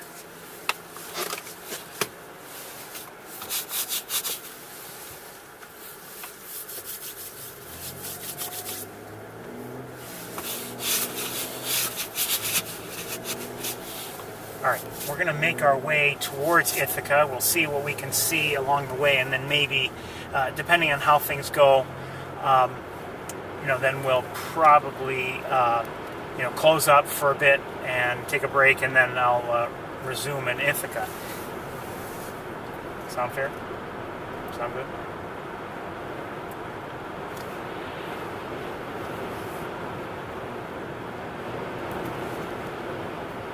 Now we're going to have to drive a bit, I think, before we see any open water on the lake itself.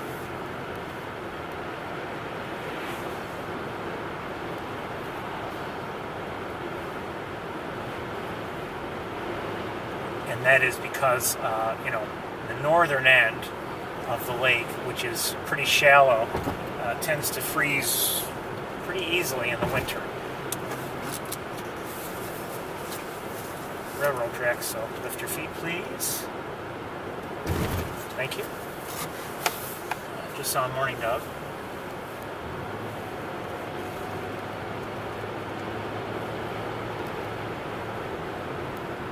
So, we didn't look at any waterfowl at all, now that I think about it, in the Montezuma area. But, I think overall we had some decent luck. Had some good looks at a rough-legged hog. We didn't spend much time looking at red tails, but we saw some. And we saw a bald eagle or two. Horned larks, snow buntings, northern harrier, American crows,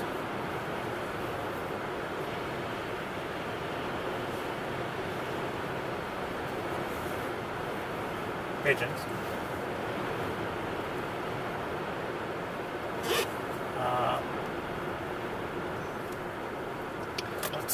I know the lake is still frozen, but let's just turn in here anyway.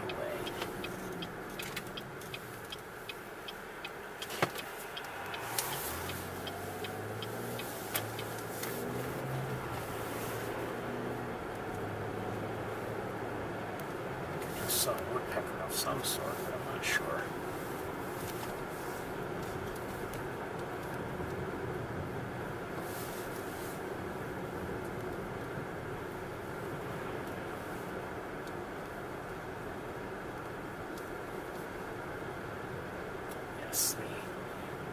The lake is frozen. So, last week we were lucky enough to see, a nice grouping of redheads and canvasbacks and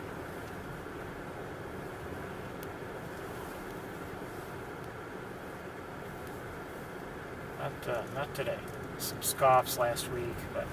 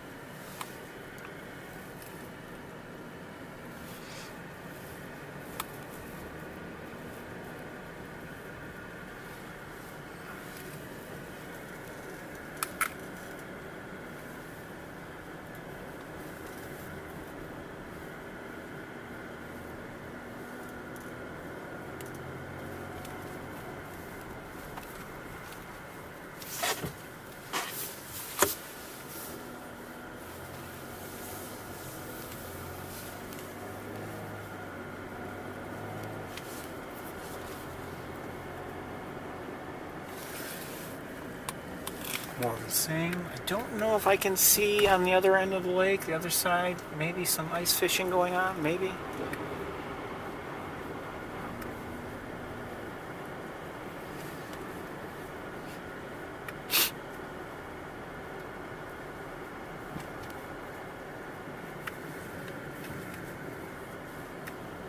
In a minute I'm going to park. I need to take care of something.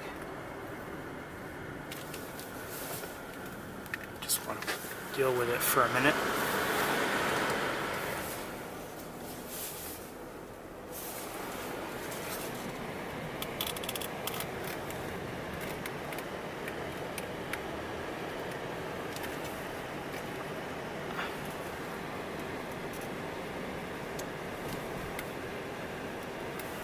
Okay, let me just park here for a moment and I'll set you down.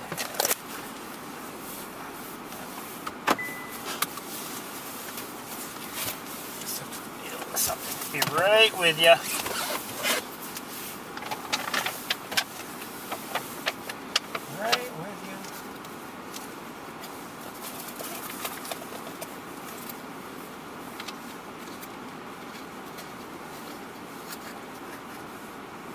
16 degrees if you're wondering.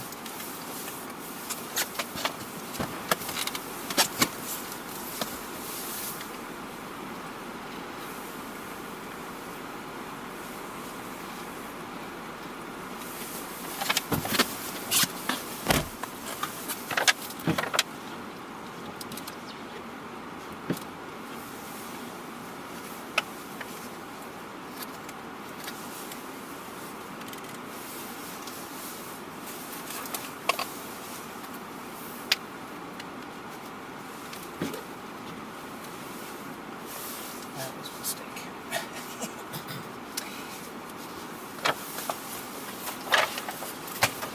Okay.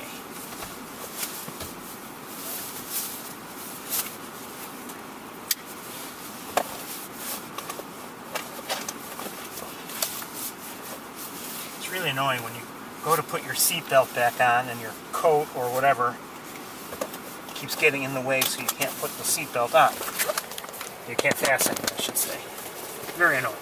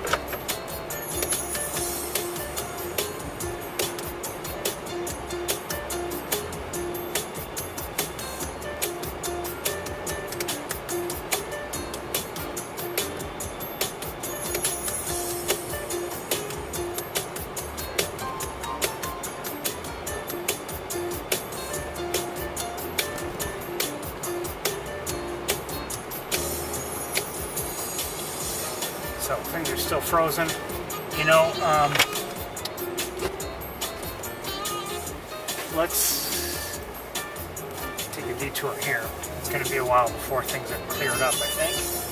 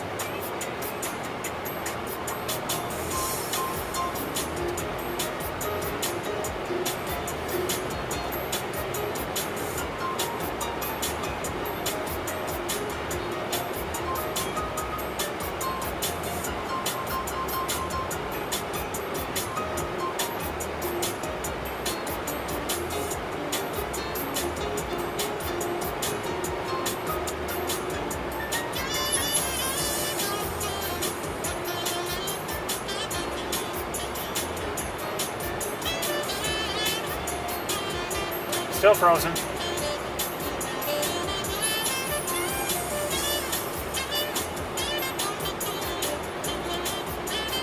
No end in sight.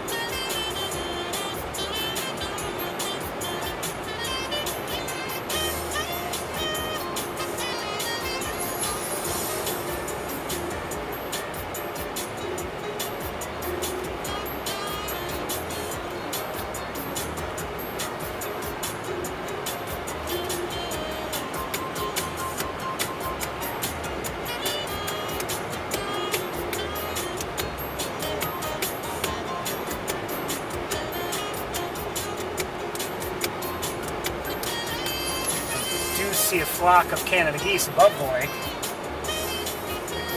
formation.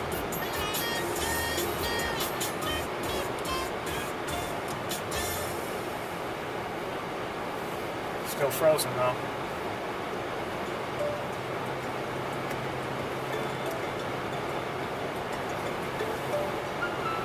Wow. And in the air, by the way, I did not see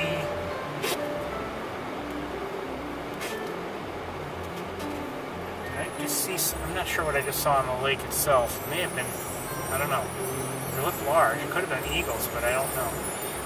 I did not see any snow geese today anywhere. Not yet.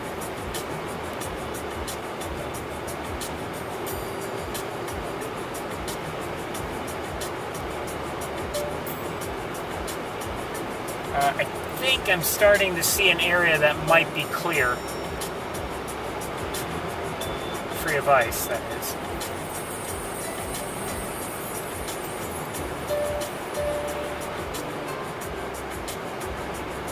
Now there might not be much to see on the lake. There were mallards and Canada geese, as I mentioned earlier today, on my way to Montezuma.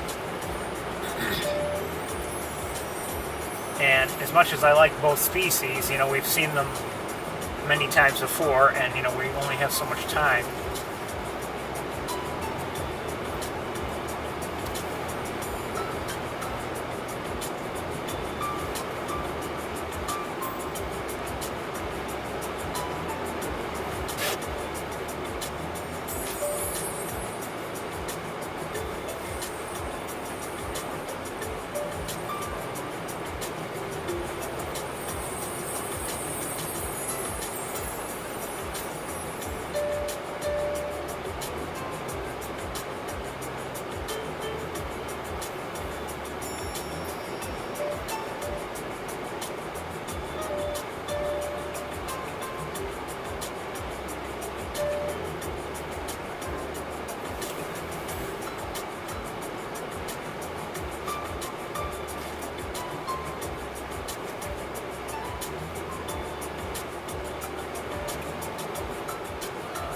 Canada geese in the air to our right, and some ahead up above the road.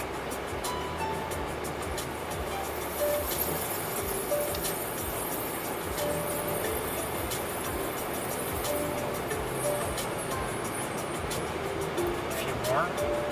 Seem to be maybe just, if I had to guess, they're just maybe coming from the lake and heading towards a field somewhere for grazing.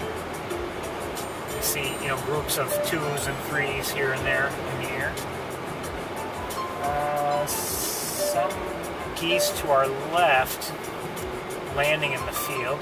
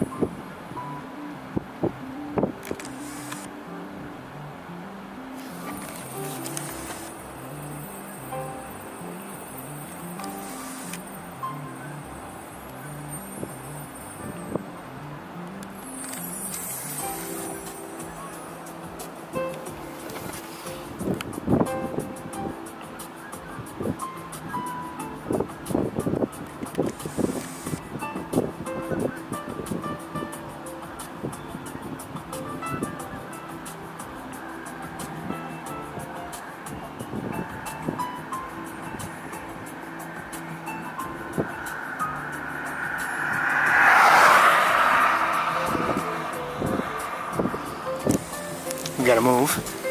Oh, we've gotta get going actually.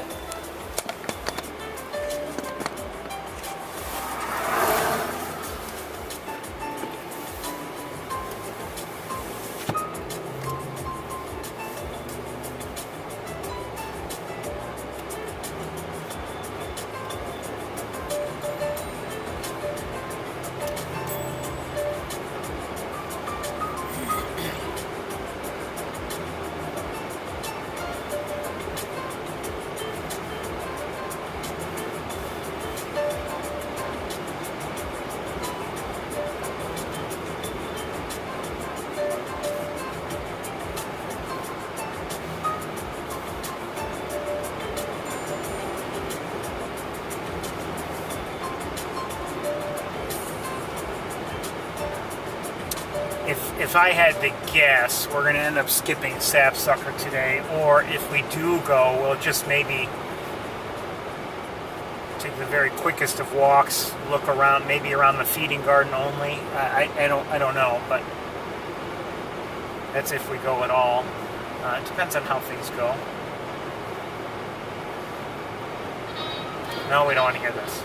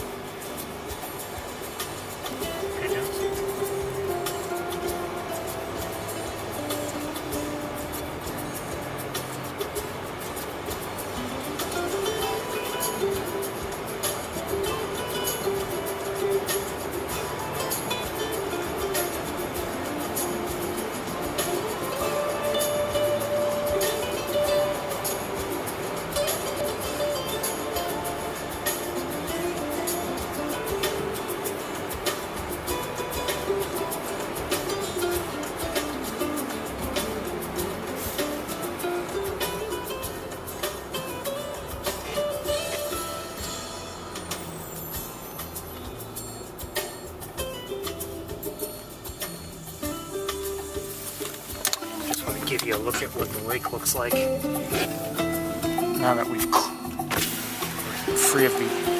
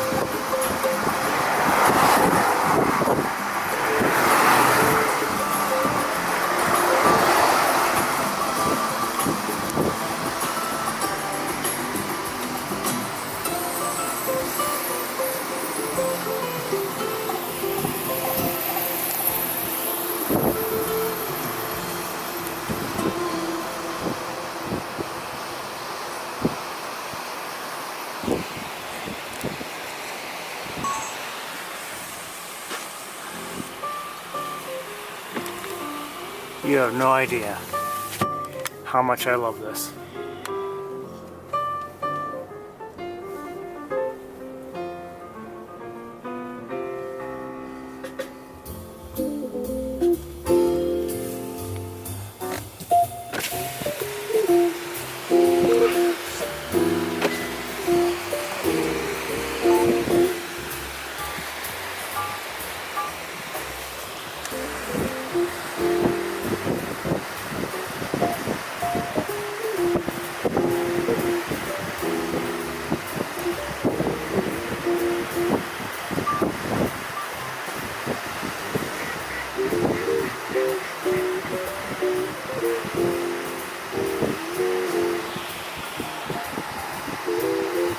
Those are common golden eyes. Good to see you.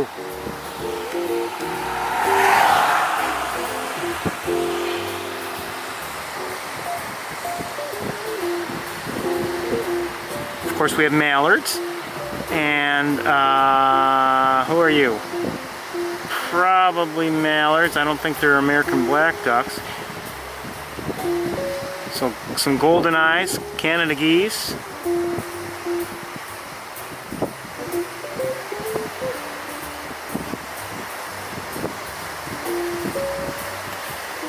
So the birds with the white flanks, those are males, and there was a female with them.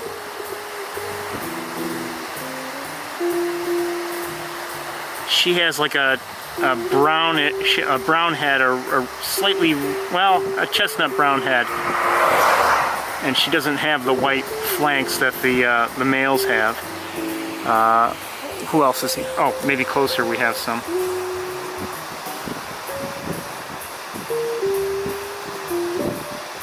So there's a female at center screen. She's looking very beautiful. And oh, we just saw some courtship behavior on the part of that male.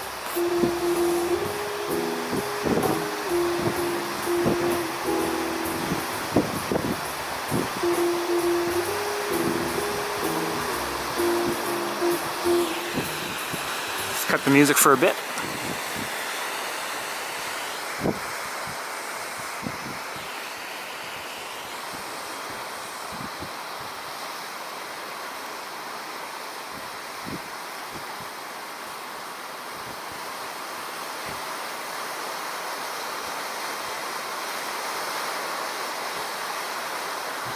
We're going to stay with this camera.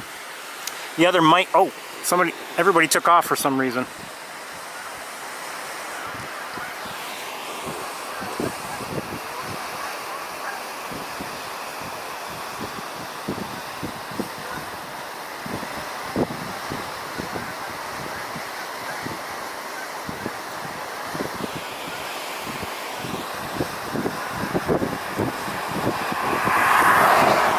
I'm not sure why.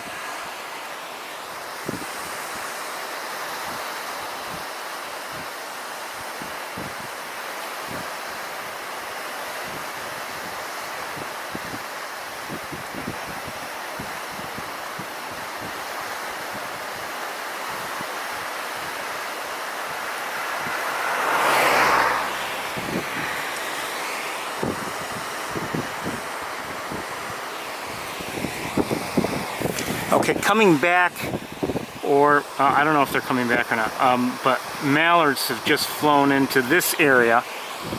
I don't know if they were just elsewhere, or I don't know.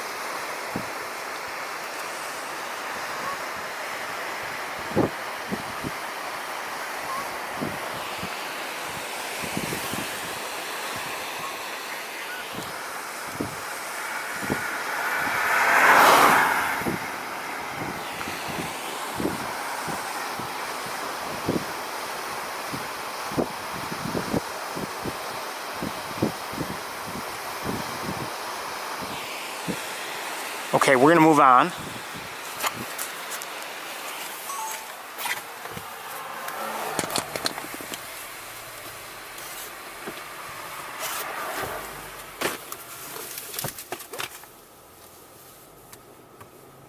Oops. No, we don't want to hear this. Well, this I always enjoy.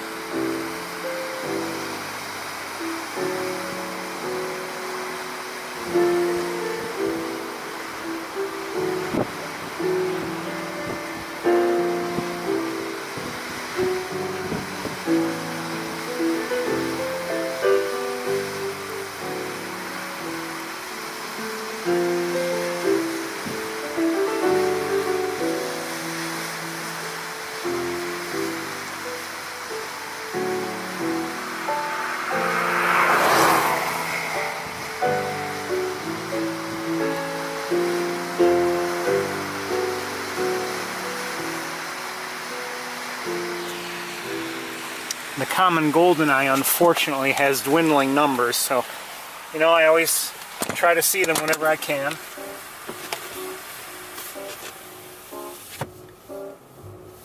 And same thing holds for some other species, such as, you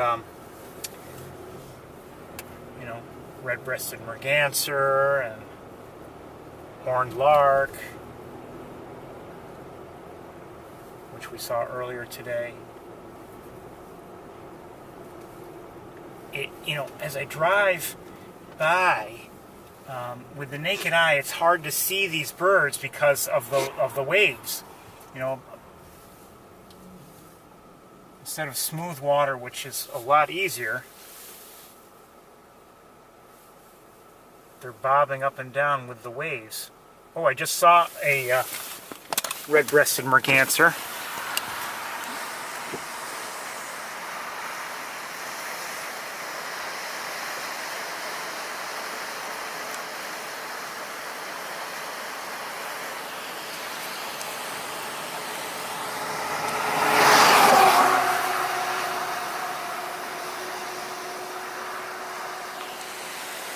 No wonder.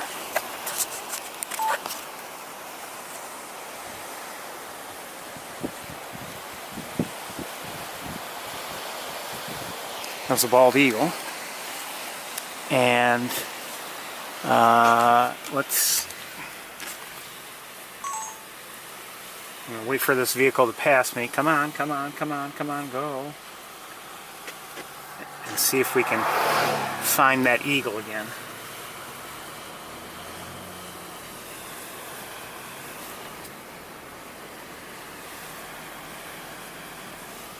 I don't see it.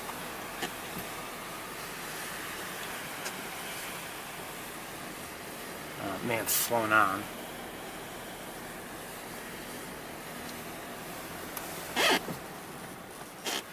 Okay, I don't know where the eagle went.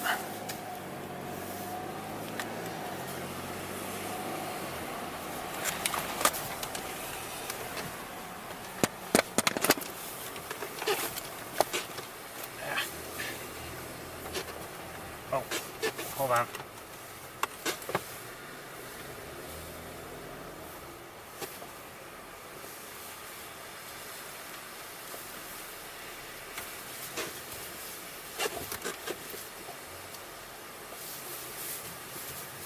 See something here.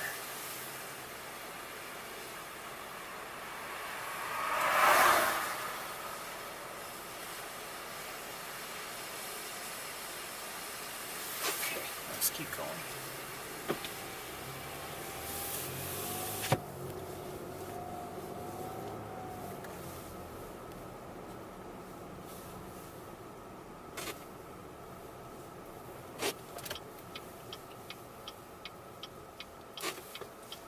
I wouldn't mind seeing some red-breasted mergansers. We have not looked at any together this season.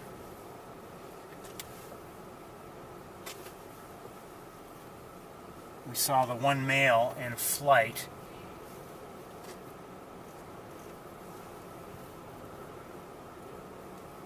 A few minutes ago, but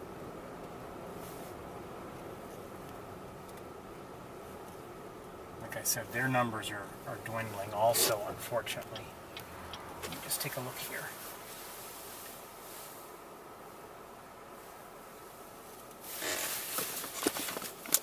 Two just flew in. Hold on. Oh, come on, wire. Come on.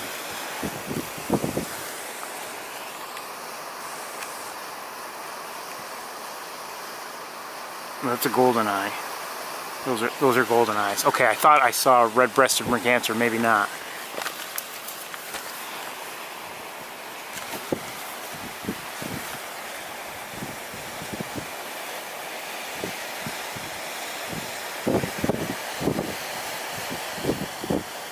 Okay, I must have been mistaken.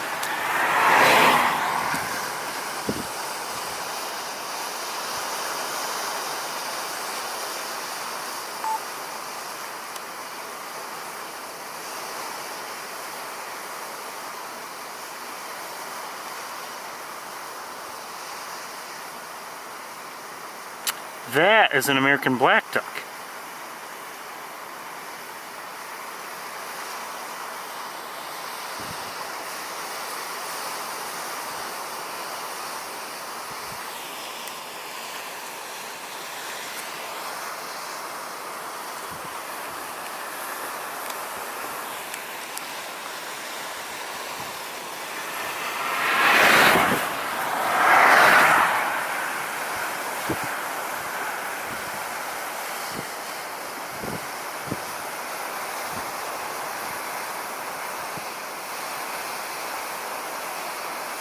Did you see that with the male?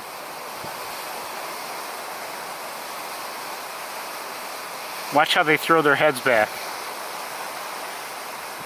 That's courtship behavior on the part of the male common golden eyes.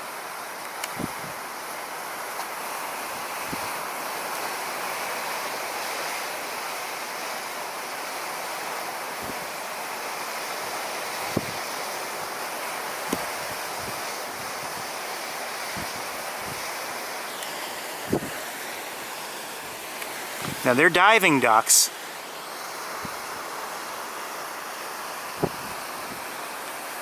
And we see them dive often. The mallards, for instance, and the American black duck, they're not diving ducks. They stay at the surface for the most part. They do things differently.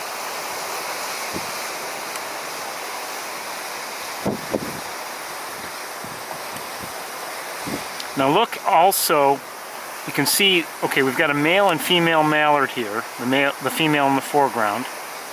Look at her. Brown, the bill has a dark patch on it, as they often do, but it's more orange in color. Now let's see if we can find that American black duck, which looks very similar. There. A darker color overall, almost a greenish cast in some ways. But look at the bill is not a bright orange, it's more like yellowish. Just some of it's hard to tell the difference sometimes between the two, but those are some things I look for. Alright, let me just set you down. I'm going to look around with binoculars just a bit, and then we'll continue on.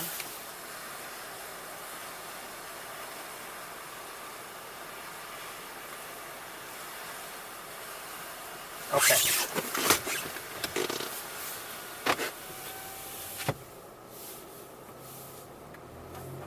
Now wait a minute.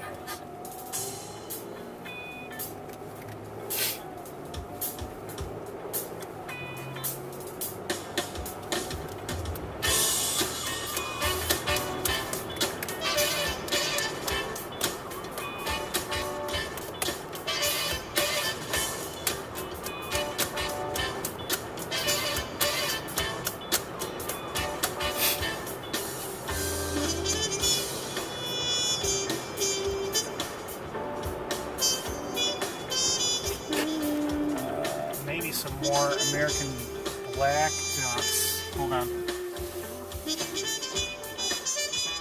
Oh yeah, okay. Sorry, Cindy.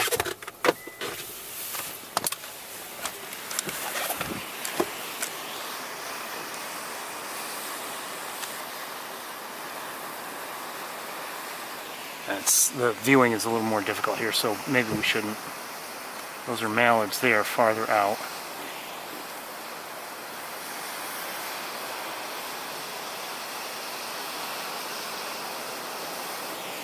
Yeah, sorry, the viewing's more difficult here. Let's keep going.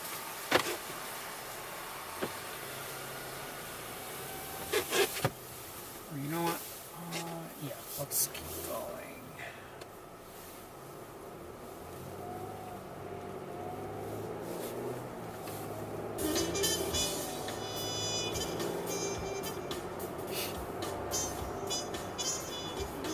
You know, it seemed to me, maybe I'm wrong, but you know, the mallards, if those waves were bothering them, they could have been, you know, they could have gone farther out into the lake, but it seemed like they were kind of taking advantage of things. Of course, they're not diving ducks. The mallards aren't. So, you know, they're not going to dive for food like a diving duck would. So they, you know, they're going to tend to be in the shallower areas, at least when they want to find food.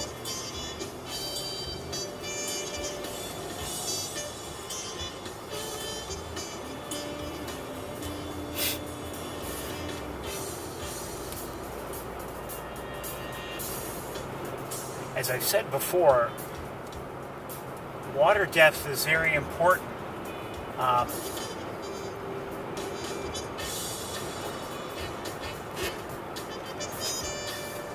You know, if you're talking about a great blue heron or a great egret, for instance, sure, they want water, but you know, they don't want it really deep because they can't go fishing in really, really deep water. They're not hunting there. Same thing for you know, for the shorebirds. They're not going to be spending that much time in deep water. Not if they're looking for food.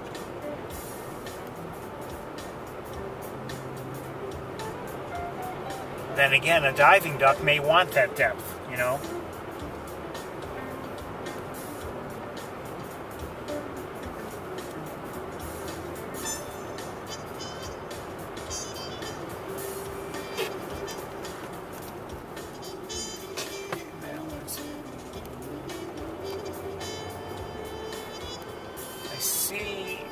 Car there pulled over, well, with its emergency lights on.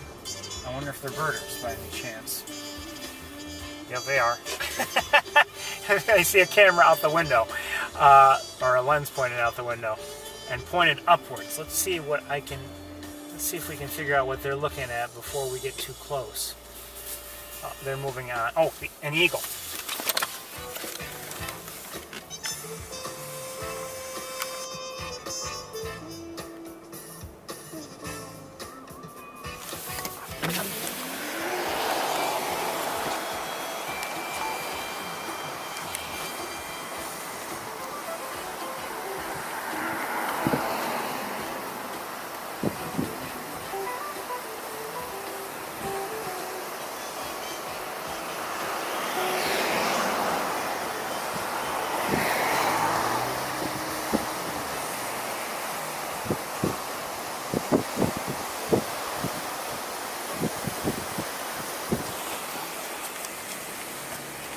Okay, I don't know if it's going to return to this tree.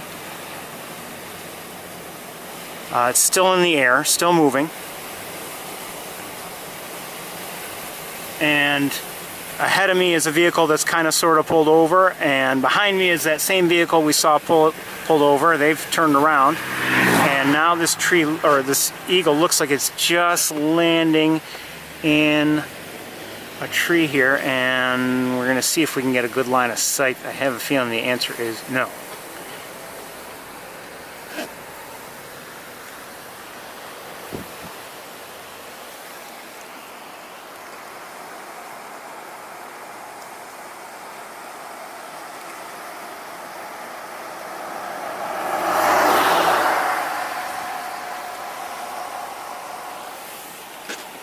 Okay.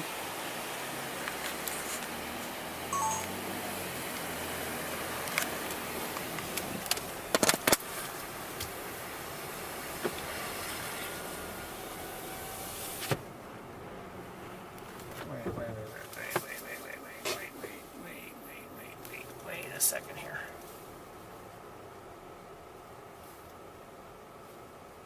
Is that nothing? I think it's nothing. Probably nothing. Yeah. There's a fake owl down there. I wasn't sure if it was something. I know it's a fake owl.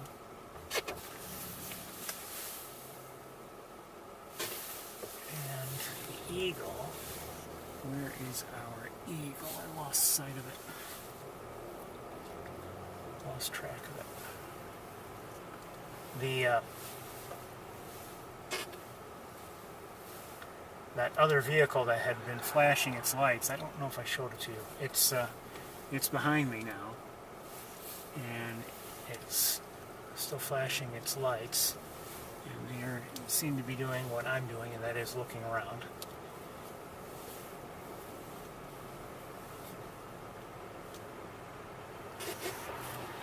And I suspect they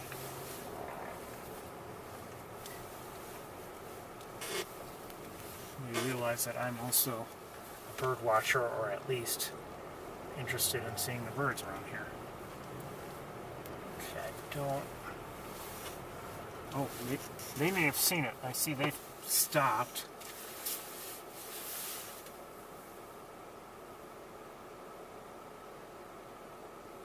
Well, they pulled their camera back in.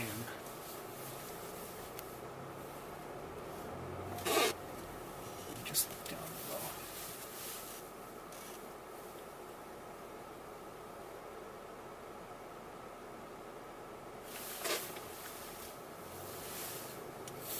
Okay, we're going to move along.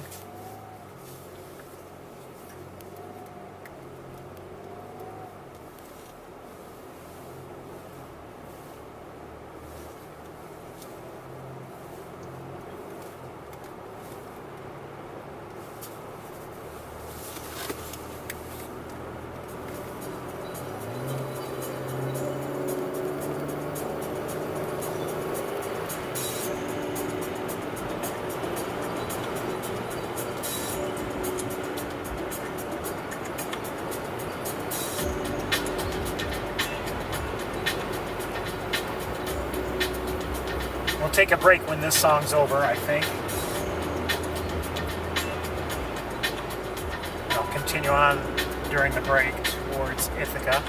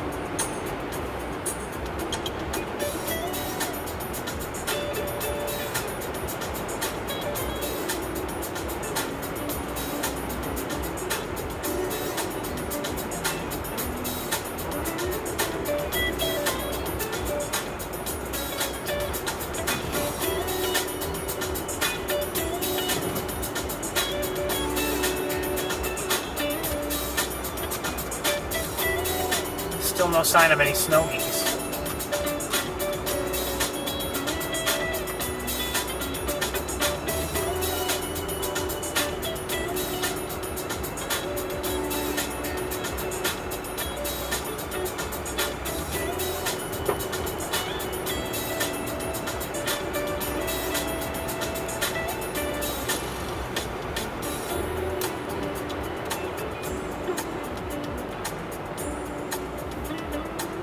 No, I don't see any. And this is the place where I would really expect to see them if they're around.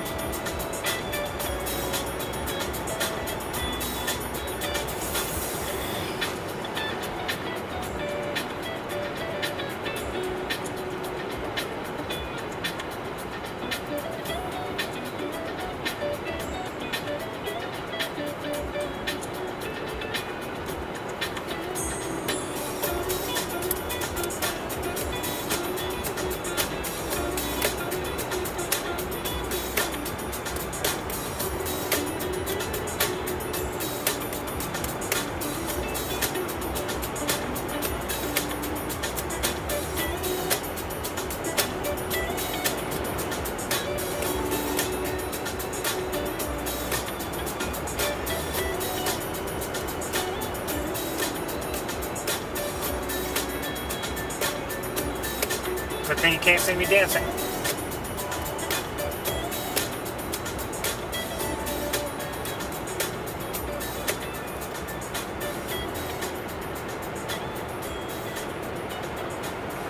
Okay, everybody, we're going to take a break. We don't have too many good sightings. If I happen to see anything,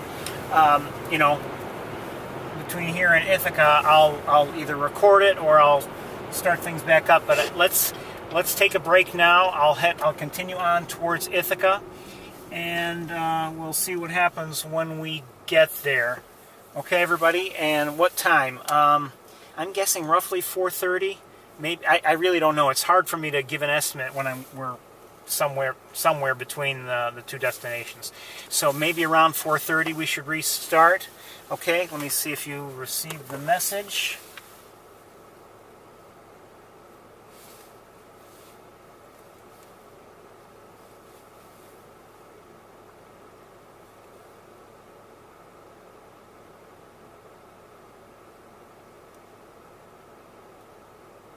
I did say I was dancing. I'm not dancing now, and that's all there is to it. Okay, we'll see you soon. Welcome to the Cornell campus, where it is, 19 degrees. I saw 20. Maybe we won't. It depends on our luck, how quickly we might see somebody. If we see anybody. We didn't see anybody last week. Can't say I was happy about that. But let's take a look. Hopefully we'll have better luck this week.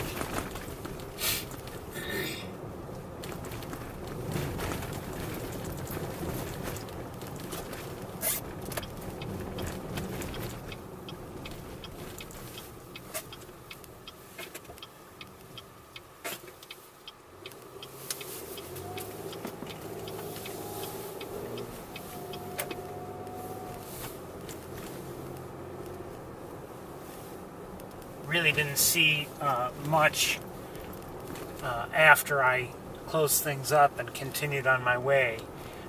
Between where I left you last and where I, driving from there to Ithaca, I didn't really see anything. I see some Canada geese on the whatever field. Just a few. We may see them later. We often see Canada geese on Beebe Lake. I don't know if I can show them to you or not. Oh, come on. I can't really see them, but they're over there. Anyway, we often see Canada geese here on the campus on Beebe Lake. And maybe some in the surrounding areas. Every once in a while we might see some on that field there.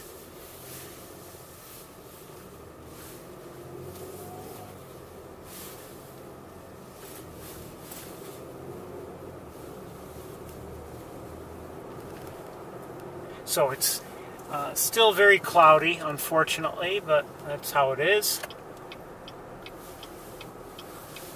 Now I say unfortunately here because I have my reasons. I wouldn't have minded a clear sky. But I don't think that's going to matter, I guess. Anyway, we'll look around the campus now. And if we're lucky, maybe we'll see a hawk or two. I see something in the air. I don't think it's a hawk.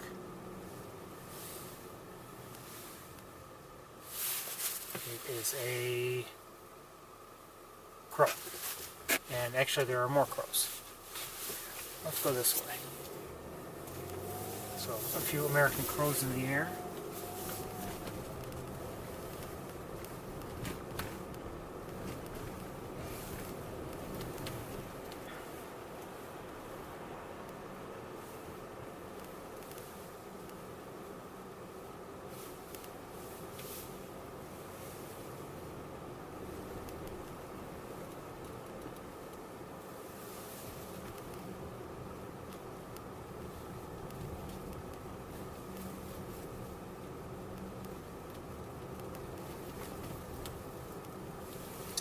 Looks like the parking lot is being monitored, so we can't go in there. Got some event going on.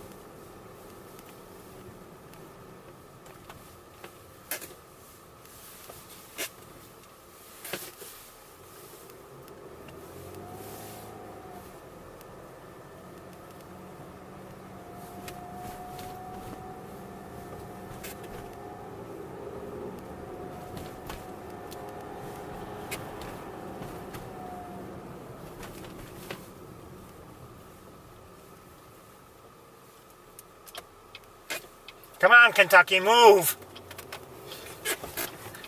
Go ahead. Boy.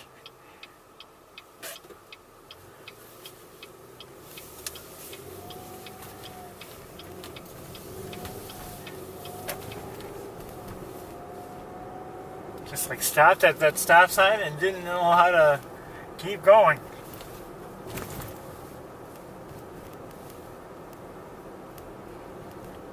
No reason to, to stay there.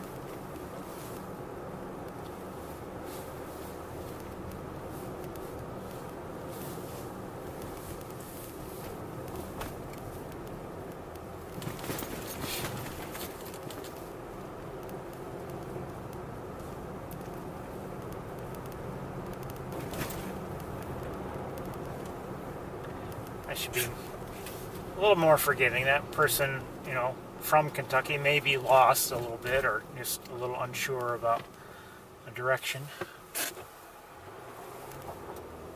Never know.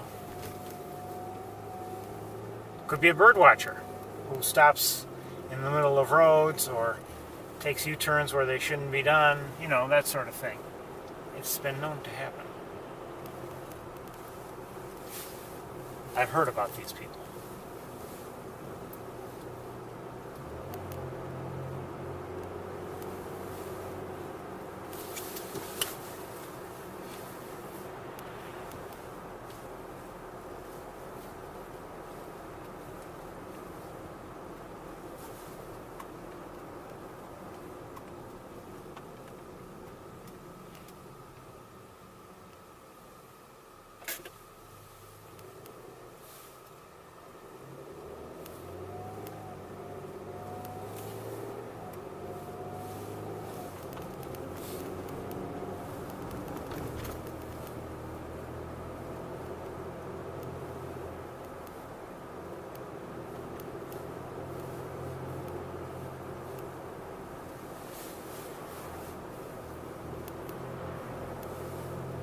Some starlings to our left in one of their usual spots.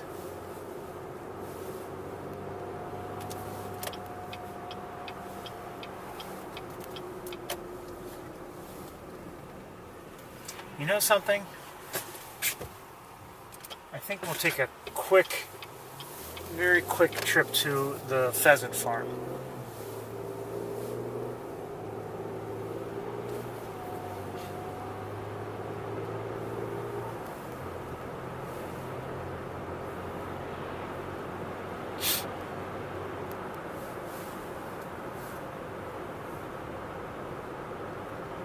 I just saw the sign for the Cornell Orchards. I mean, and I think I've maybe discussed this with you before.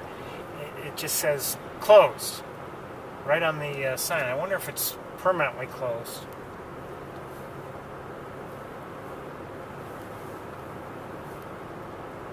Quite honestly, if it is permanently closed, in a way it's not surprising. It's not really the easiest place to get to relative to, central campus. If you're on foot, you could get there, of course, but it's not like it's convenient. you know, if you're walking to classes or whatever, to stop in for an apple or some of the other foods that they used to have there.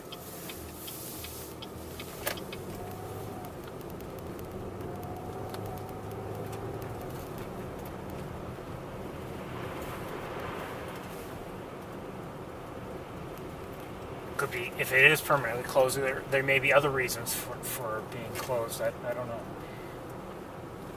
It might not be that it wasn't busy enough. It might be that maybe they're having issues staffing it or something like that. You never know.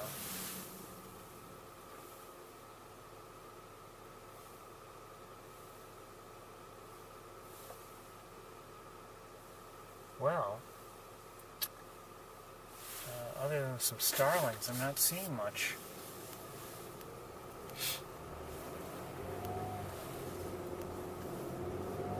I don't think we'll be spending much time here. You know, the nets look like they're...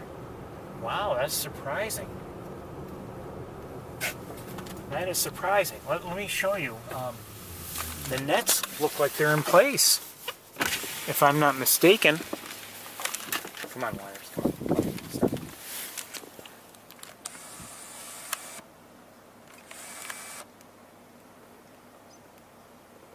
The nets are in place, which is surprising. We've never seen them in place. We were told that they can't leave them in place because of you know, the snow in winter weighs them down.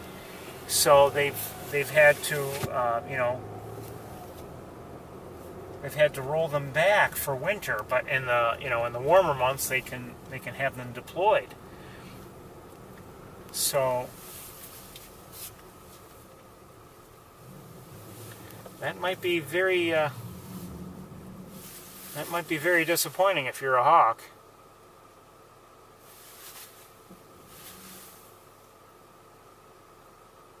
I do see one red-tailed hawk here, though.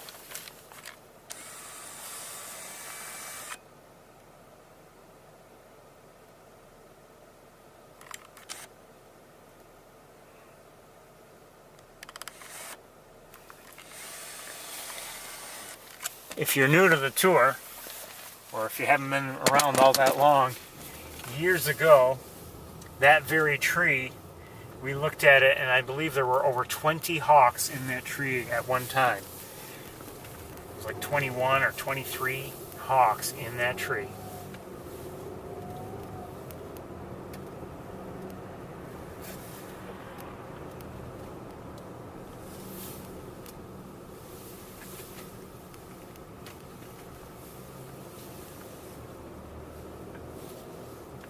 So if they're keeping the nets in place, that makes a huge difference in terms of, you know, what is going to be coming around here for food.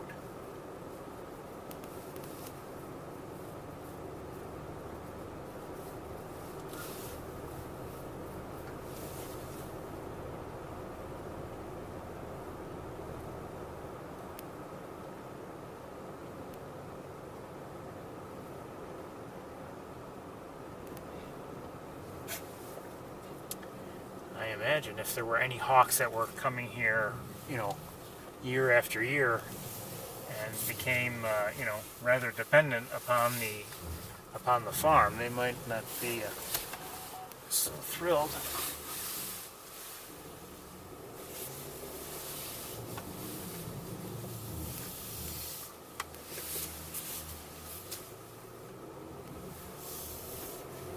Okay, well, that's that. And I don't know if it's because, you know, there's been relatively little snow this year and they thought, well, let's just leave them until we have to remove them, or if they've done something different to enable them, you know, to just remain in place the whole time. No idea.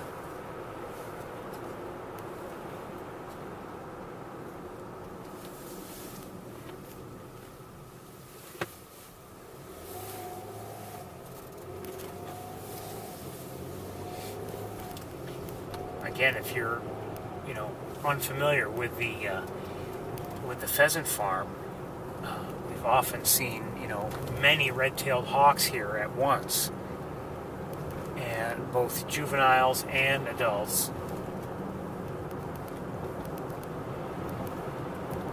But maybe with the nets protecting the pheasants, there's,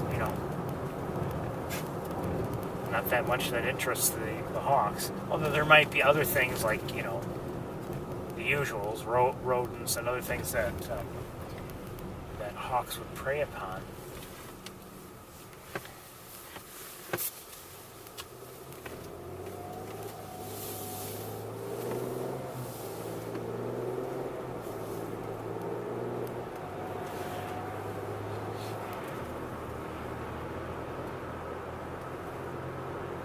Glad we didn't see much, but I'm glad we came out this way just to see what's going on. It's kind of nice to know. But back to the campus and back to our search.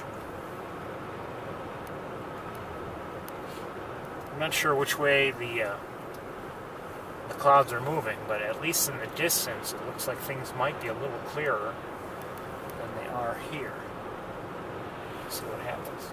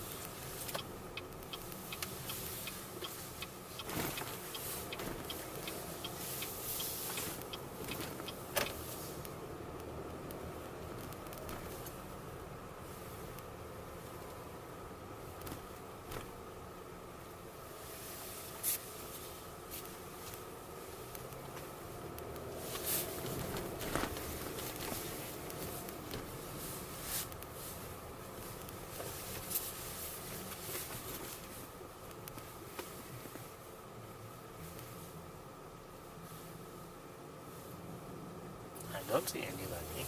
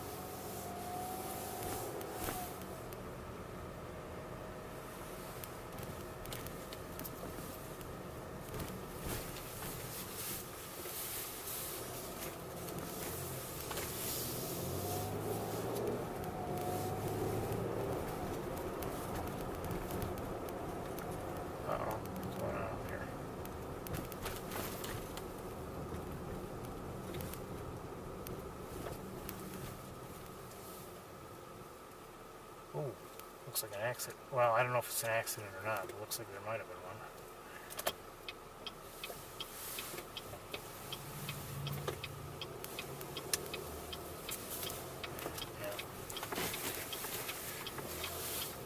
Not a good thing ever, but especially on a cold day.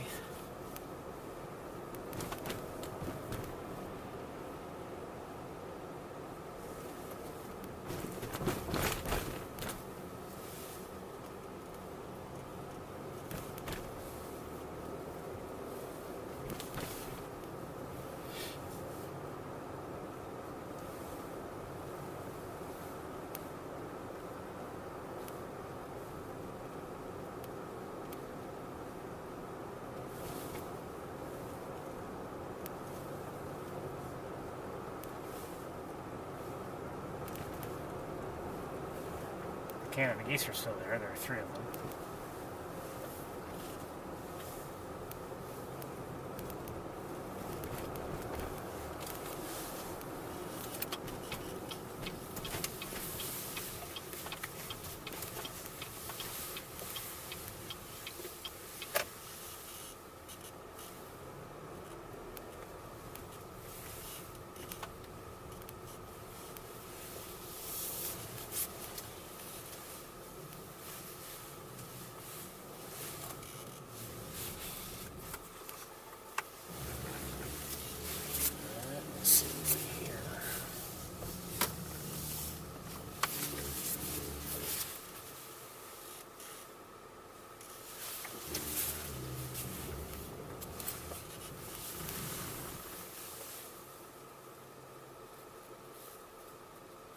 See some house finches. Okay, they're leaving.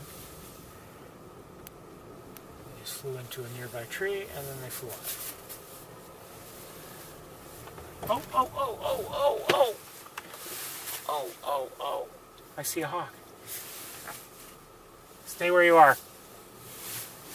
Stay where you are. On plant science.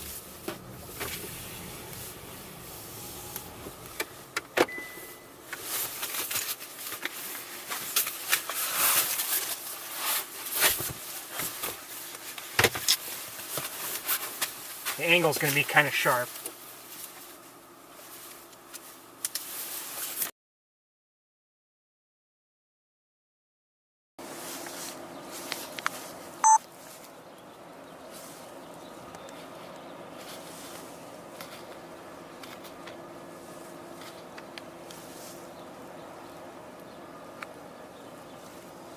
Looks like Arthur.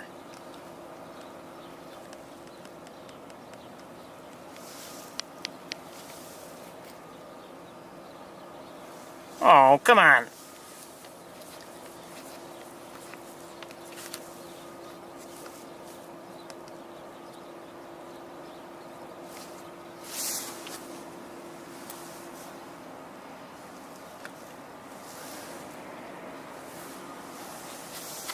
Good to see you, Arthur.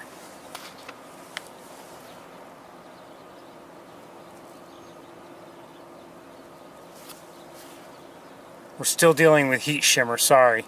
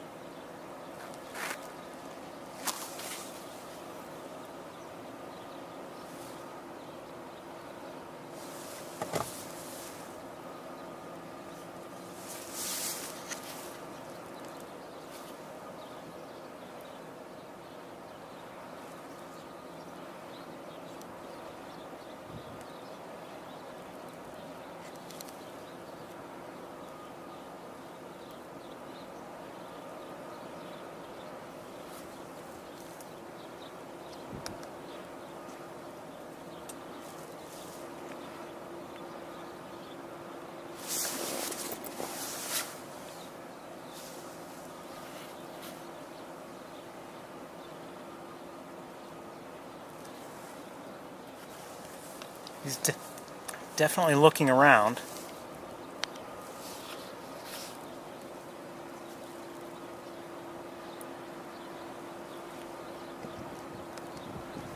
He's not going to stay there long.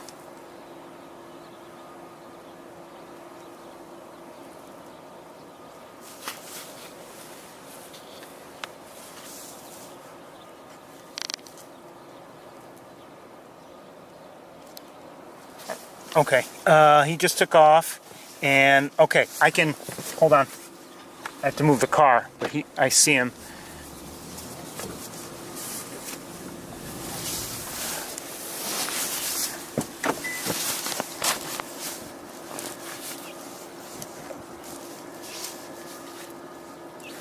Come on, Ferris, where is he?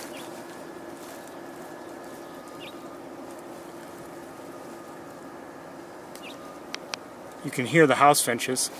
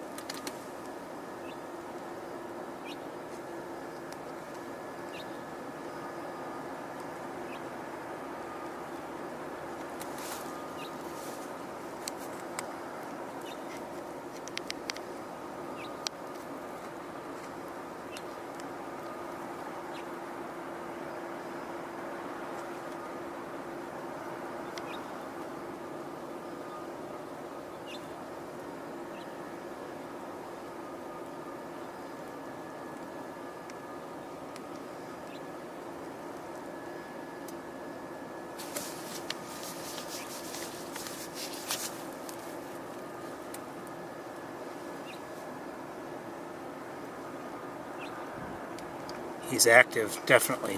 I mean, he's on the hunt.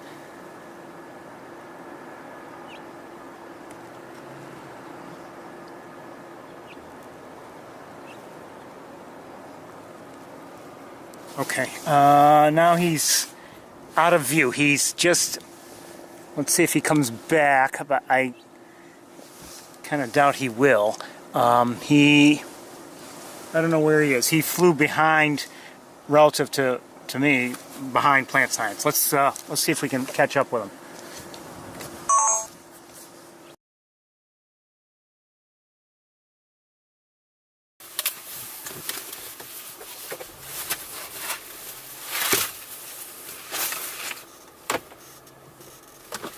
Before I drive away, let me just see if maybe he came around to another area.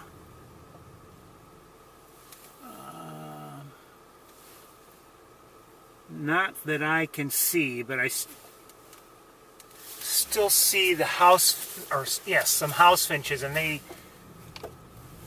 guessing they're concerned. I don't know where he is. He may be nearby. I don't know. He could be in the trees behind me. I really don't know. Let's see if we can figure things out.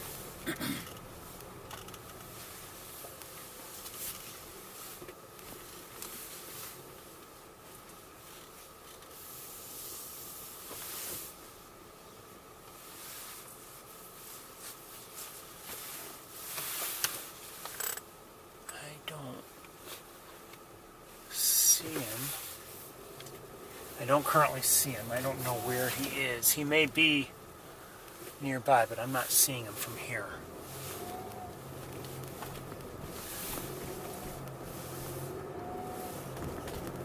So that was Arthur.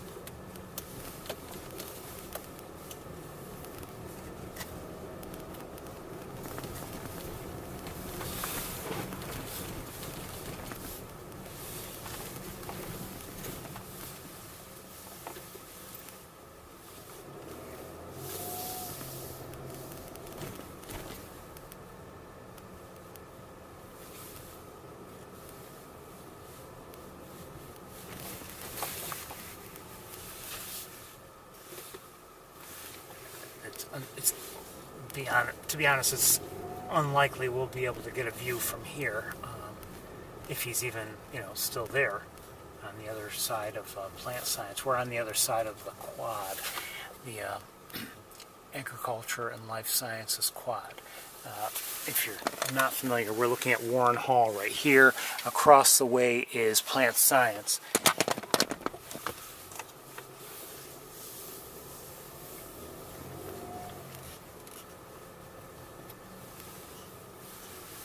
And the buildings are connected, just so you know.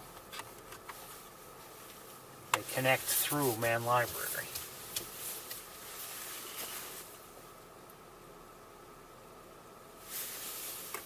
Which, well, can't see it from here.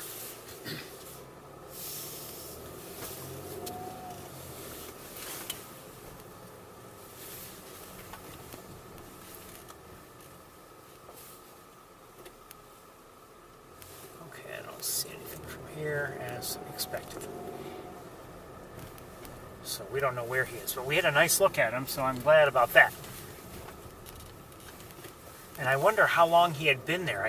All of a sudden I saw him there on plant science, and I don't know if he had been there and I just had missed seeing him before, or if he, if he had just arrived there. Like I said, he did seem to be actively hunting and moving around.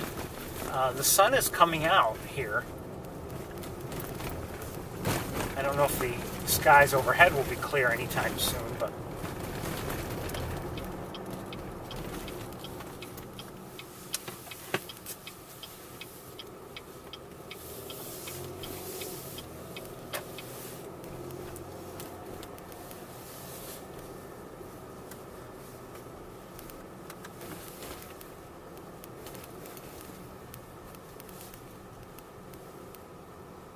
so plant science is again to our left, and I'm just kind of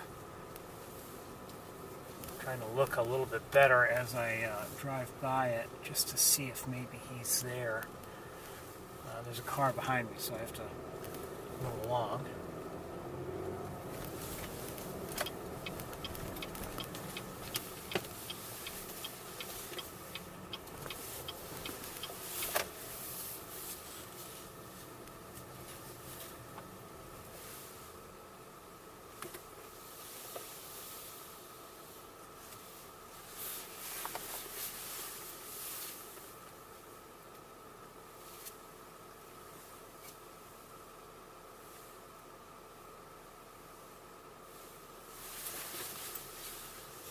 I don't see him. He can be sneaky, that one.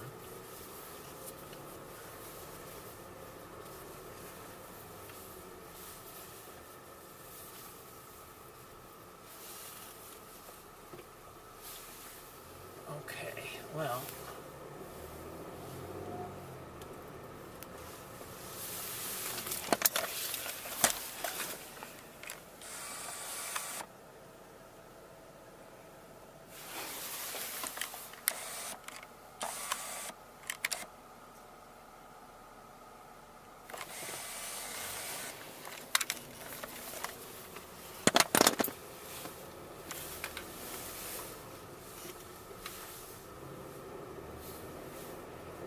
Alright, let's continue the search. I definitely lost track of Arthur, but we'll keep looking around. He could be anywhere by now.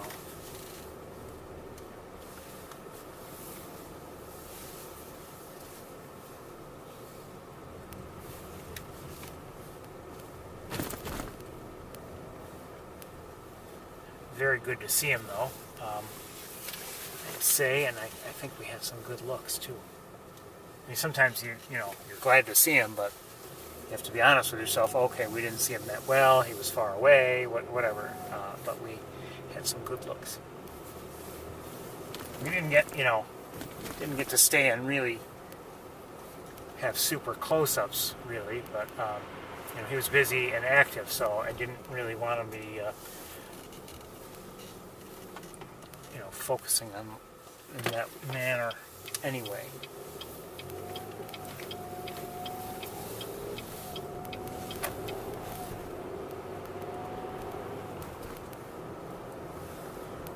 take what you can get.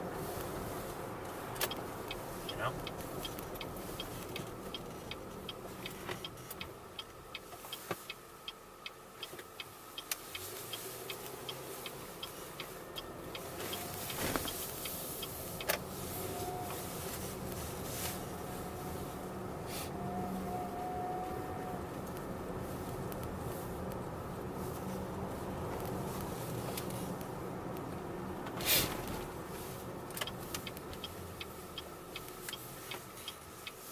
You know, I'm reminded of the ducks that we saw earlier, the mallards, right at the edge of the lake, and they were dealing with the waves, and you know, it would have been difficult to get real close-ups, for instance, of them, but quite honestly, it was just interesting to see them, you know, cope with those waves, and maybe even benefit from those waves. They were just there. They seemed to be handling them just fine, you know. But it's just kind of neat to watch them do that. And if we had, you know, focused at, you know, with an extreme close-up and everything, that would have been fine, but we would have missed some of that.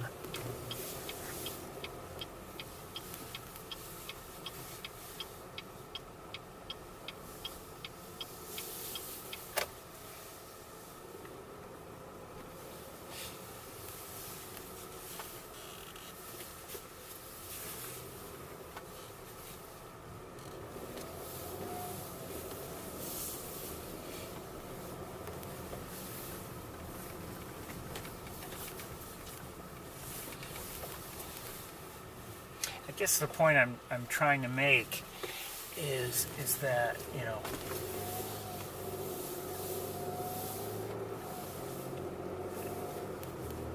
for my purposes anyway, you know, I find that different. Oh, hold on. Somebody's in the air. Shoot, I can't see.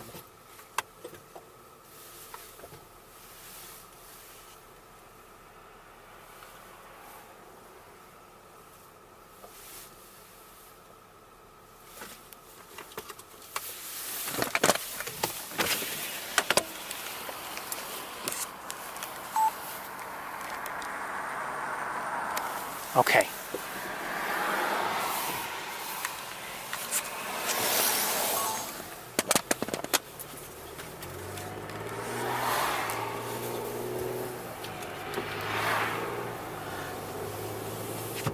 For me, different, you know, different focal lengths, or I should say different levels of magnification mean something. You know, sometimes I like a real close-up, as you may have gathered. Sometimes, you know, I want the wider field of view.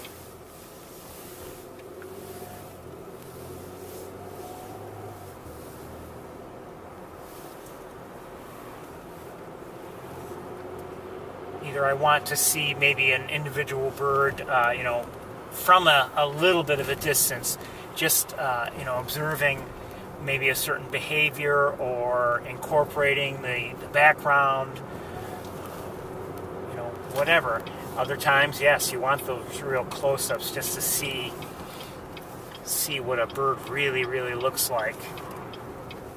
Almost, sometimes you can almost get a sense, you can't read the bird's mind, but you can almost get a sense of what it's thinking, or you just get a better feel for it. So we saw somebody flying over, and it looked like that somebody was flying towards the various poles, and we don't know who that somebody was, but we're looking for that somebody.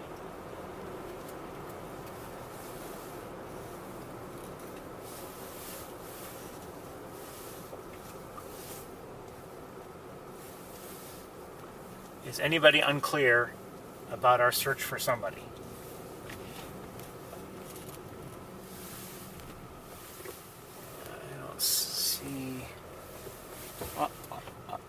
No.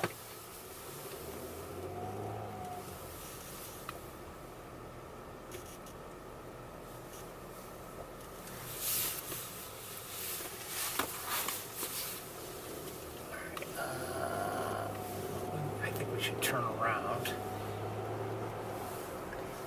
That seemed to be a hawk to me. I believe it was a hawk. Was it a red-tailed hawk? Probably. Was it one of our hawks? Probably.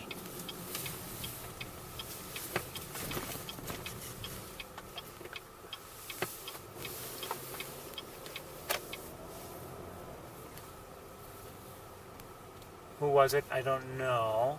If I had to guess, I'd say Arthur. But I don't know.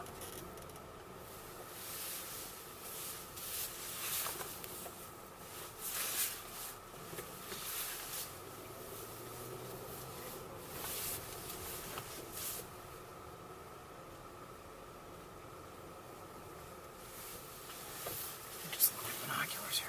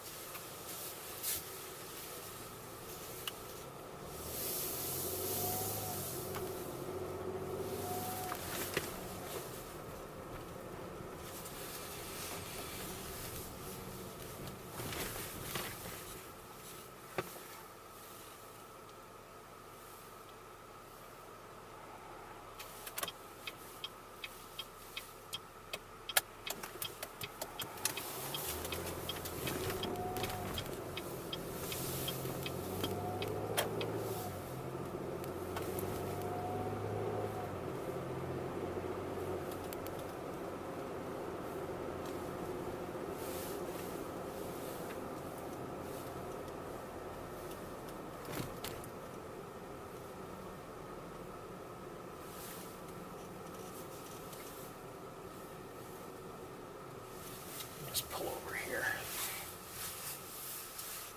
Now, it could be that whoever that was flew on and isn't on one of the poles that are here, or turned around when I wasn't looking and is not here at all. I don't know.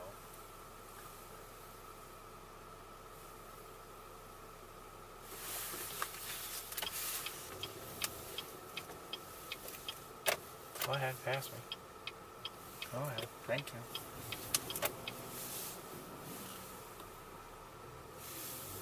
Okay, well, I don't see anybody right now.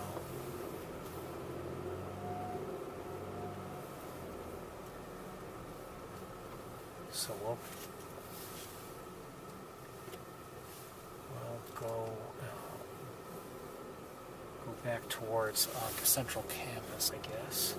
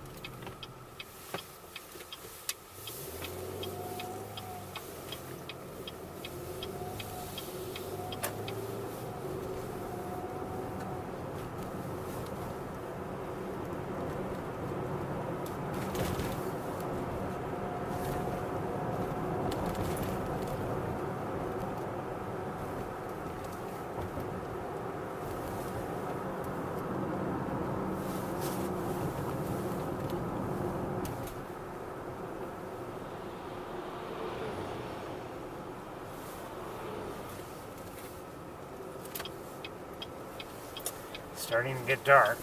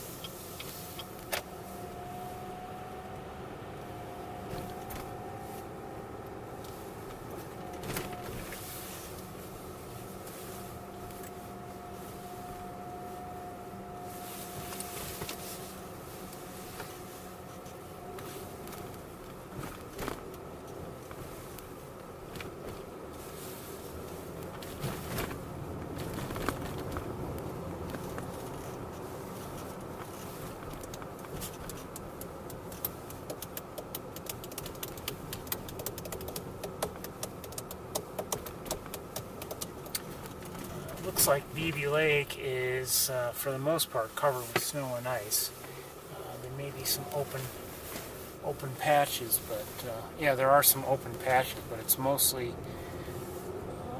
frozen, or at least the top layer is frozen. I don't see, at the moment, I don't see any birds down there at all.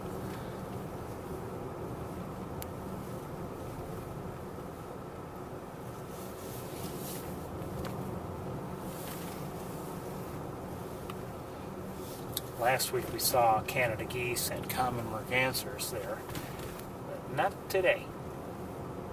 We also saw, as I recall, was it last week, a black-backed gull.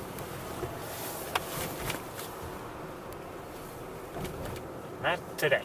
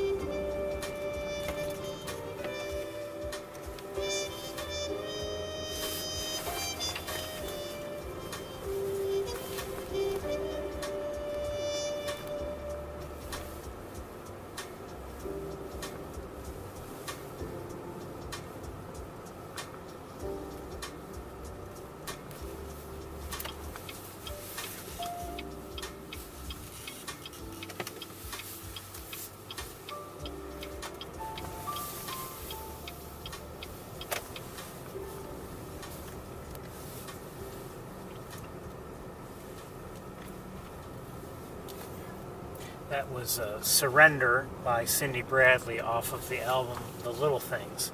And if you haven't bought yourself a copy of that album, what are you waiting for, really?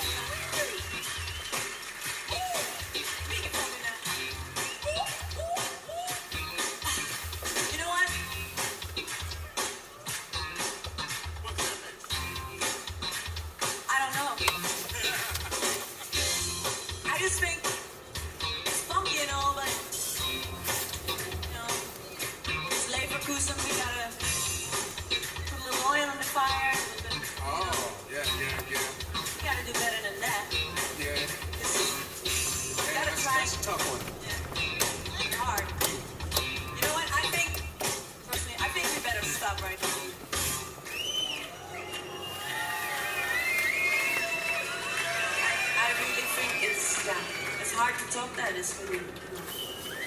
Unless we go to plan B. Oh, plan B.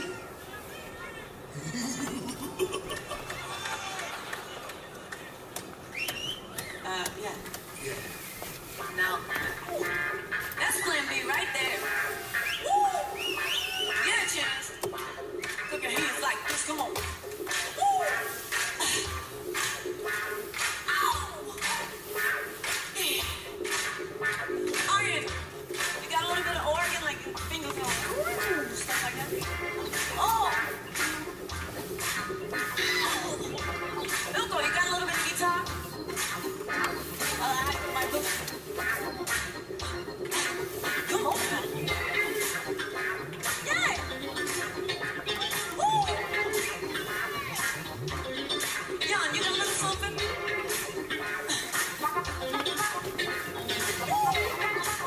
Ooh, I like that. Leona. You got a yell or something like a, I got a yell. So that you're ready for the good come. Woo! The good come louder. Come on. Yeah.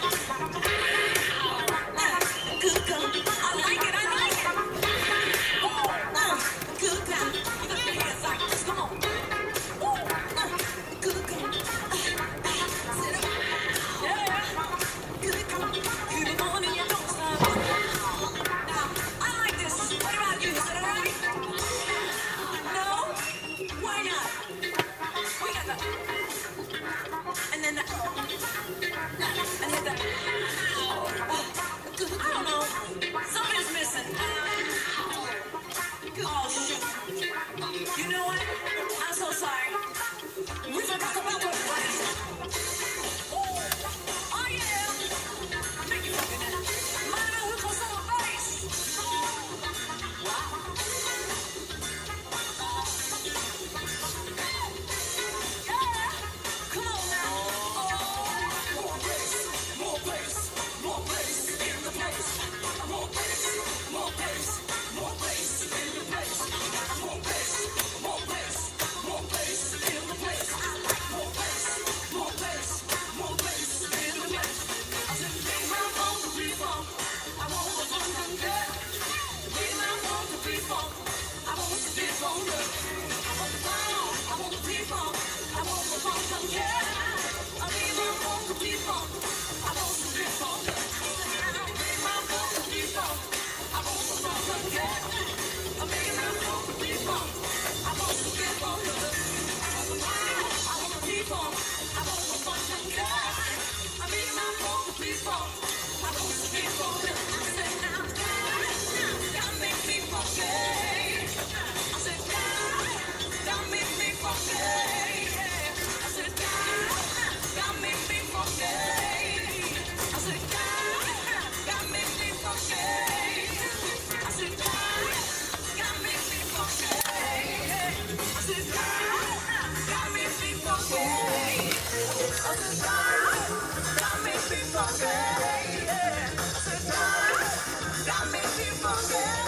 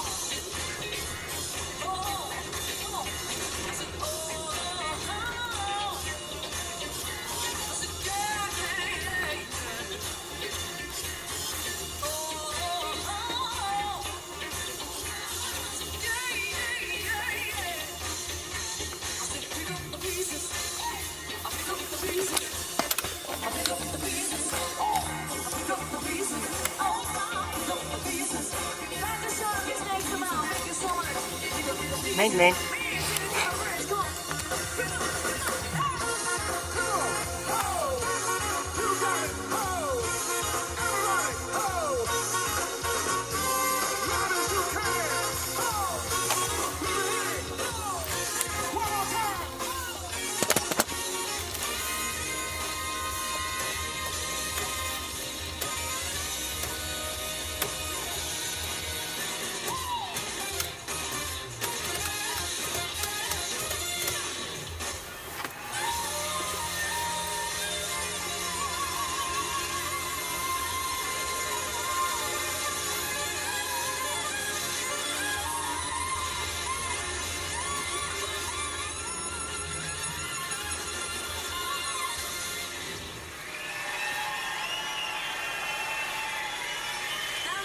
Thank you so much. We are just about out of time, out of light, out of birds. Our Canada geese even left. There were 3 of them, and we arrived just in time to see them take off.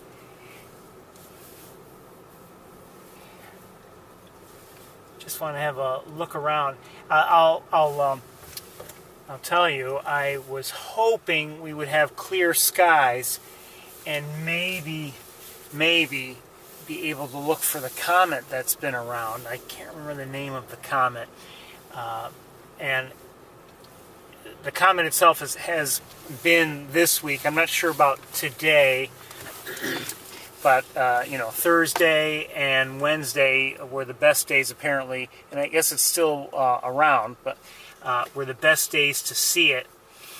And it apparently has a greenish cast to it, its coloring.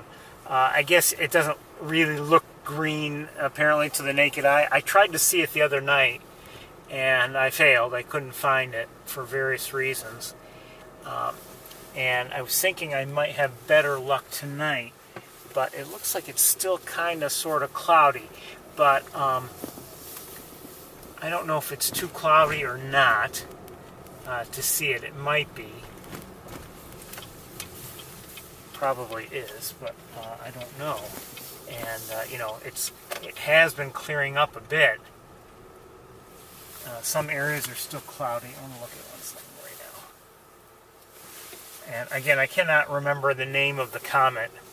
I'm sure I could find that name pretty quickly, but it's not like Halley's or any other It's some kind of, I don't know, some designation that it has with just letters and numbers or something like that. Nothing.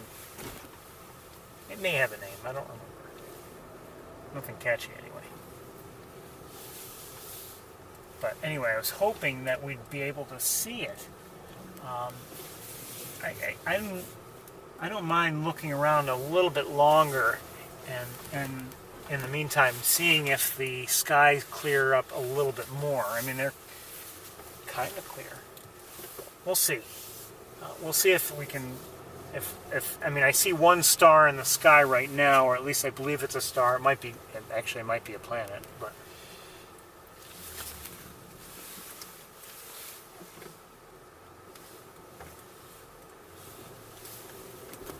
And we still have a little bit of light yet.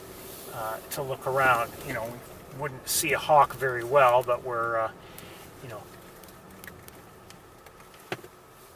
might see a silhouette or might catch a late day flight to a roosting spot. It's possible too. I think that's what we saw last week in this area here, actually.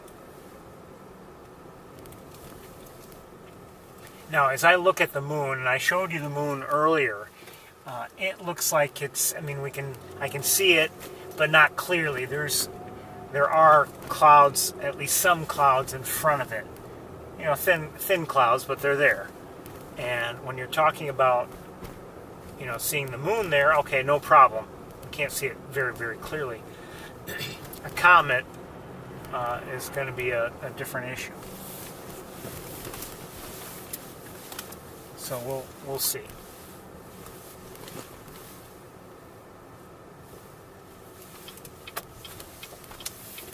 if I had to guess, we'll probably end up saying finding that the conditions are not right for looking at it. And that's if I can find it at all.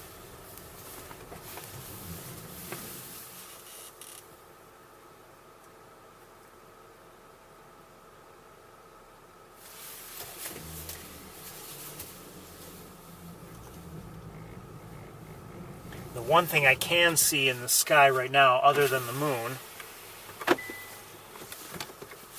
I'll have you look at it now and we'll see what it is. Maybe we can figure out if it's a planet or something.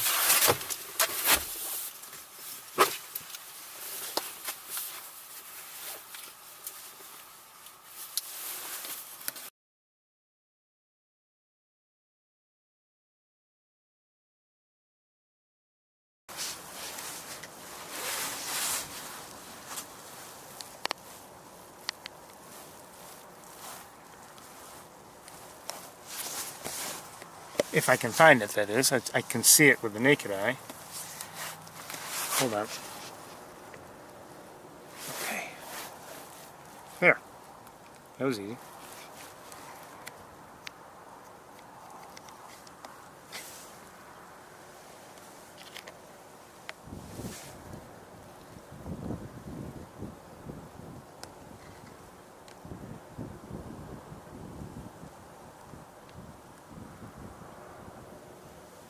I don't know what that is.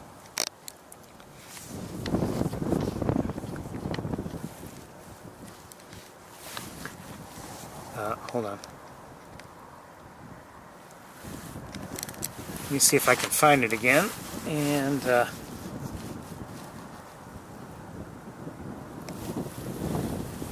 maybe I can figure out what it is.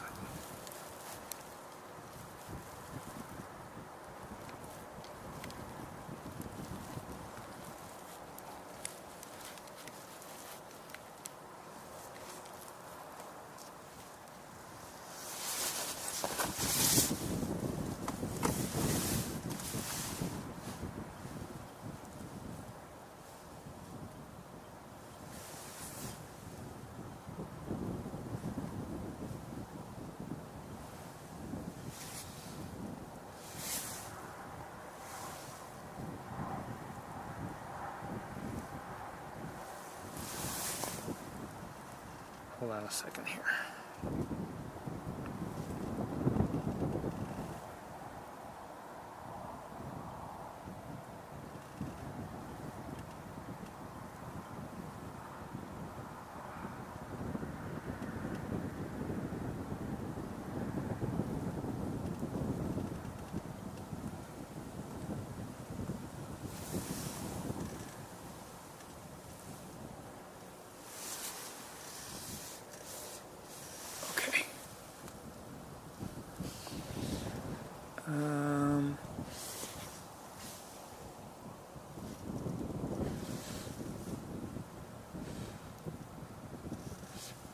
I'm guessing it, I don't know, might be Venus. Yes, I think it's Venus actually. And I see Jupiter up higher. Let's see if we can see Jupiter. Saturn is apparently below the horizon, so we're not going to be seeing Saturn.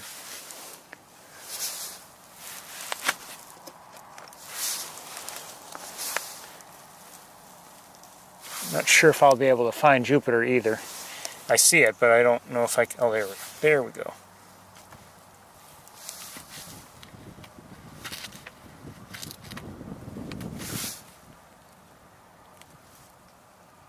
Now the sky is still light, and I'm darkening things, and well, between the optics and everything, things are looking darker.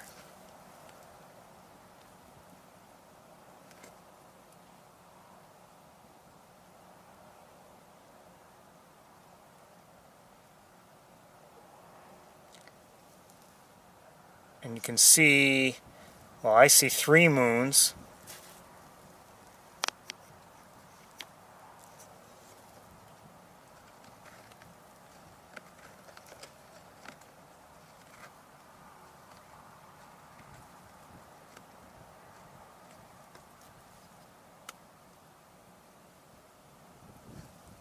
So that's Jupiter, and let's look again at Venus, if we can.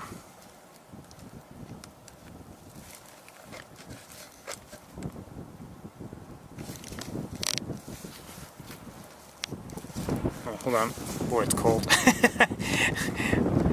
All right, let's see if I can find Venus, and I'll try to darken up the everything again and see if maybe we can see. We won't see detail on Venus, that's for certain, but we might just see it better though, if I can find it again.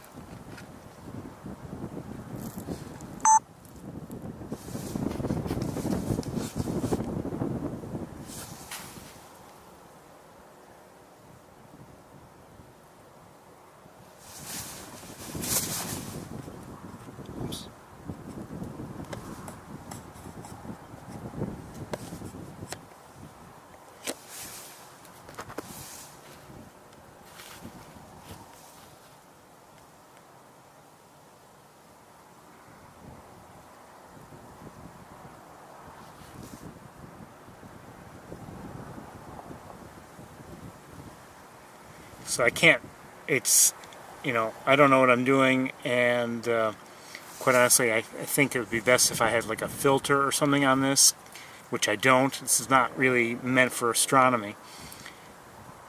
But this is, I believe, Venus. And let me darken it just a little bit more, see what happens.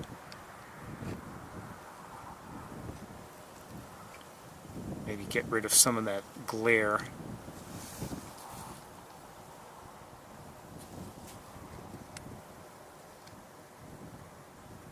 I can't get rid of all of it.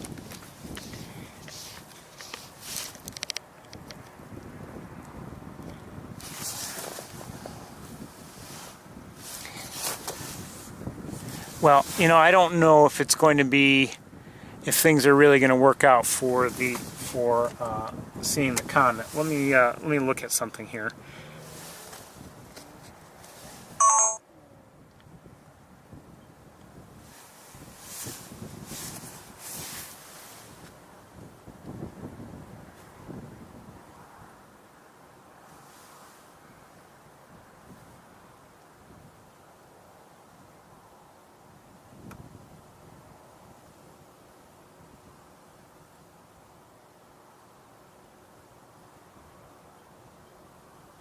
The comet is called C/2022E3, and then I think ZTE, and it's almost straight up.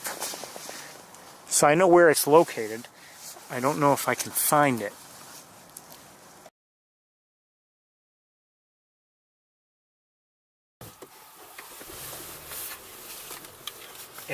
Like I said, it's located almost straight up, and that would be very hard for me to share with you if I can find it at all. And like I said, I tried to find it the other night, and I failed. I couldn't find it for various reasons, one of which may have been where it was in relation to the moon, and the moon was putting out too much light and making it so I couldn't find it.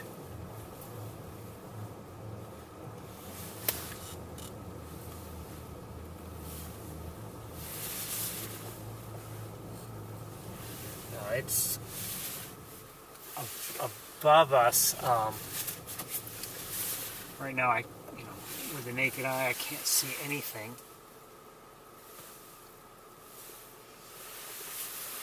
I mean, there's nothing. I mean, right now, the only thing visible are the brighter objects in the sky, meaning Venus and Jupiter and the moon, and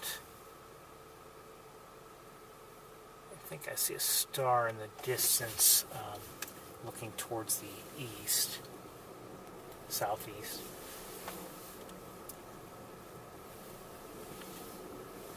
To see the comet would be a long shot, quite honestly. And maybe we should just close up and drive home.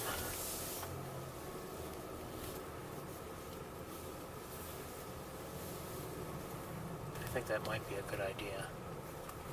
Like I said, I was hoping to see it, and I really wanted to see it the other night, but I just couldn't find it.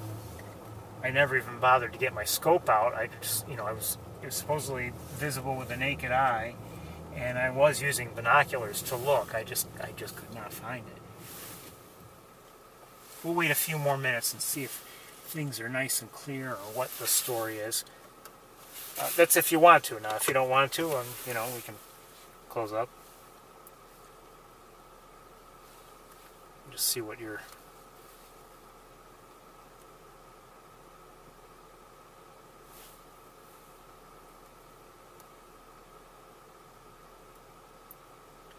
I think we will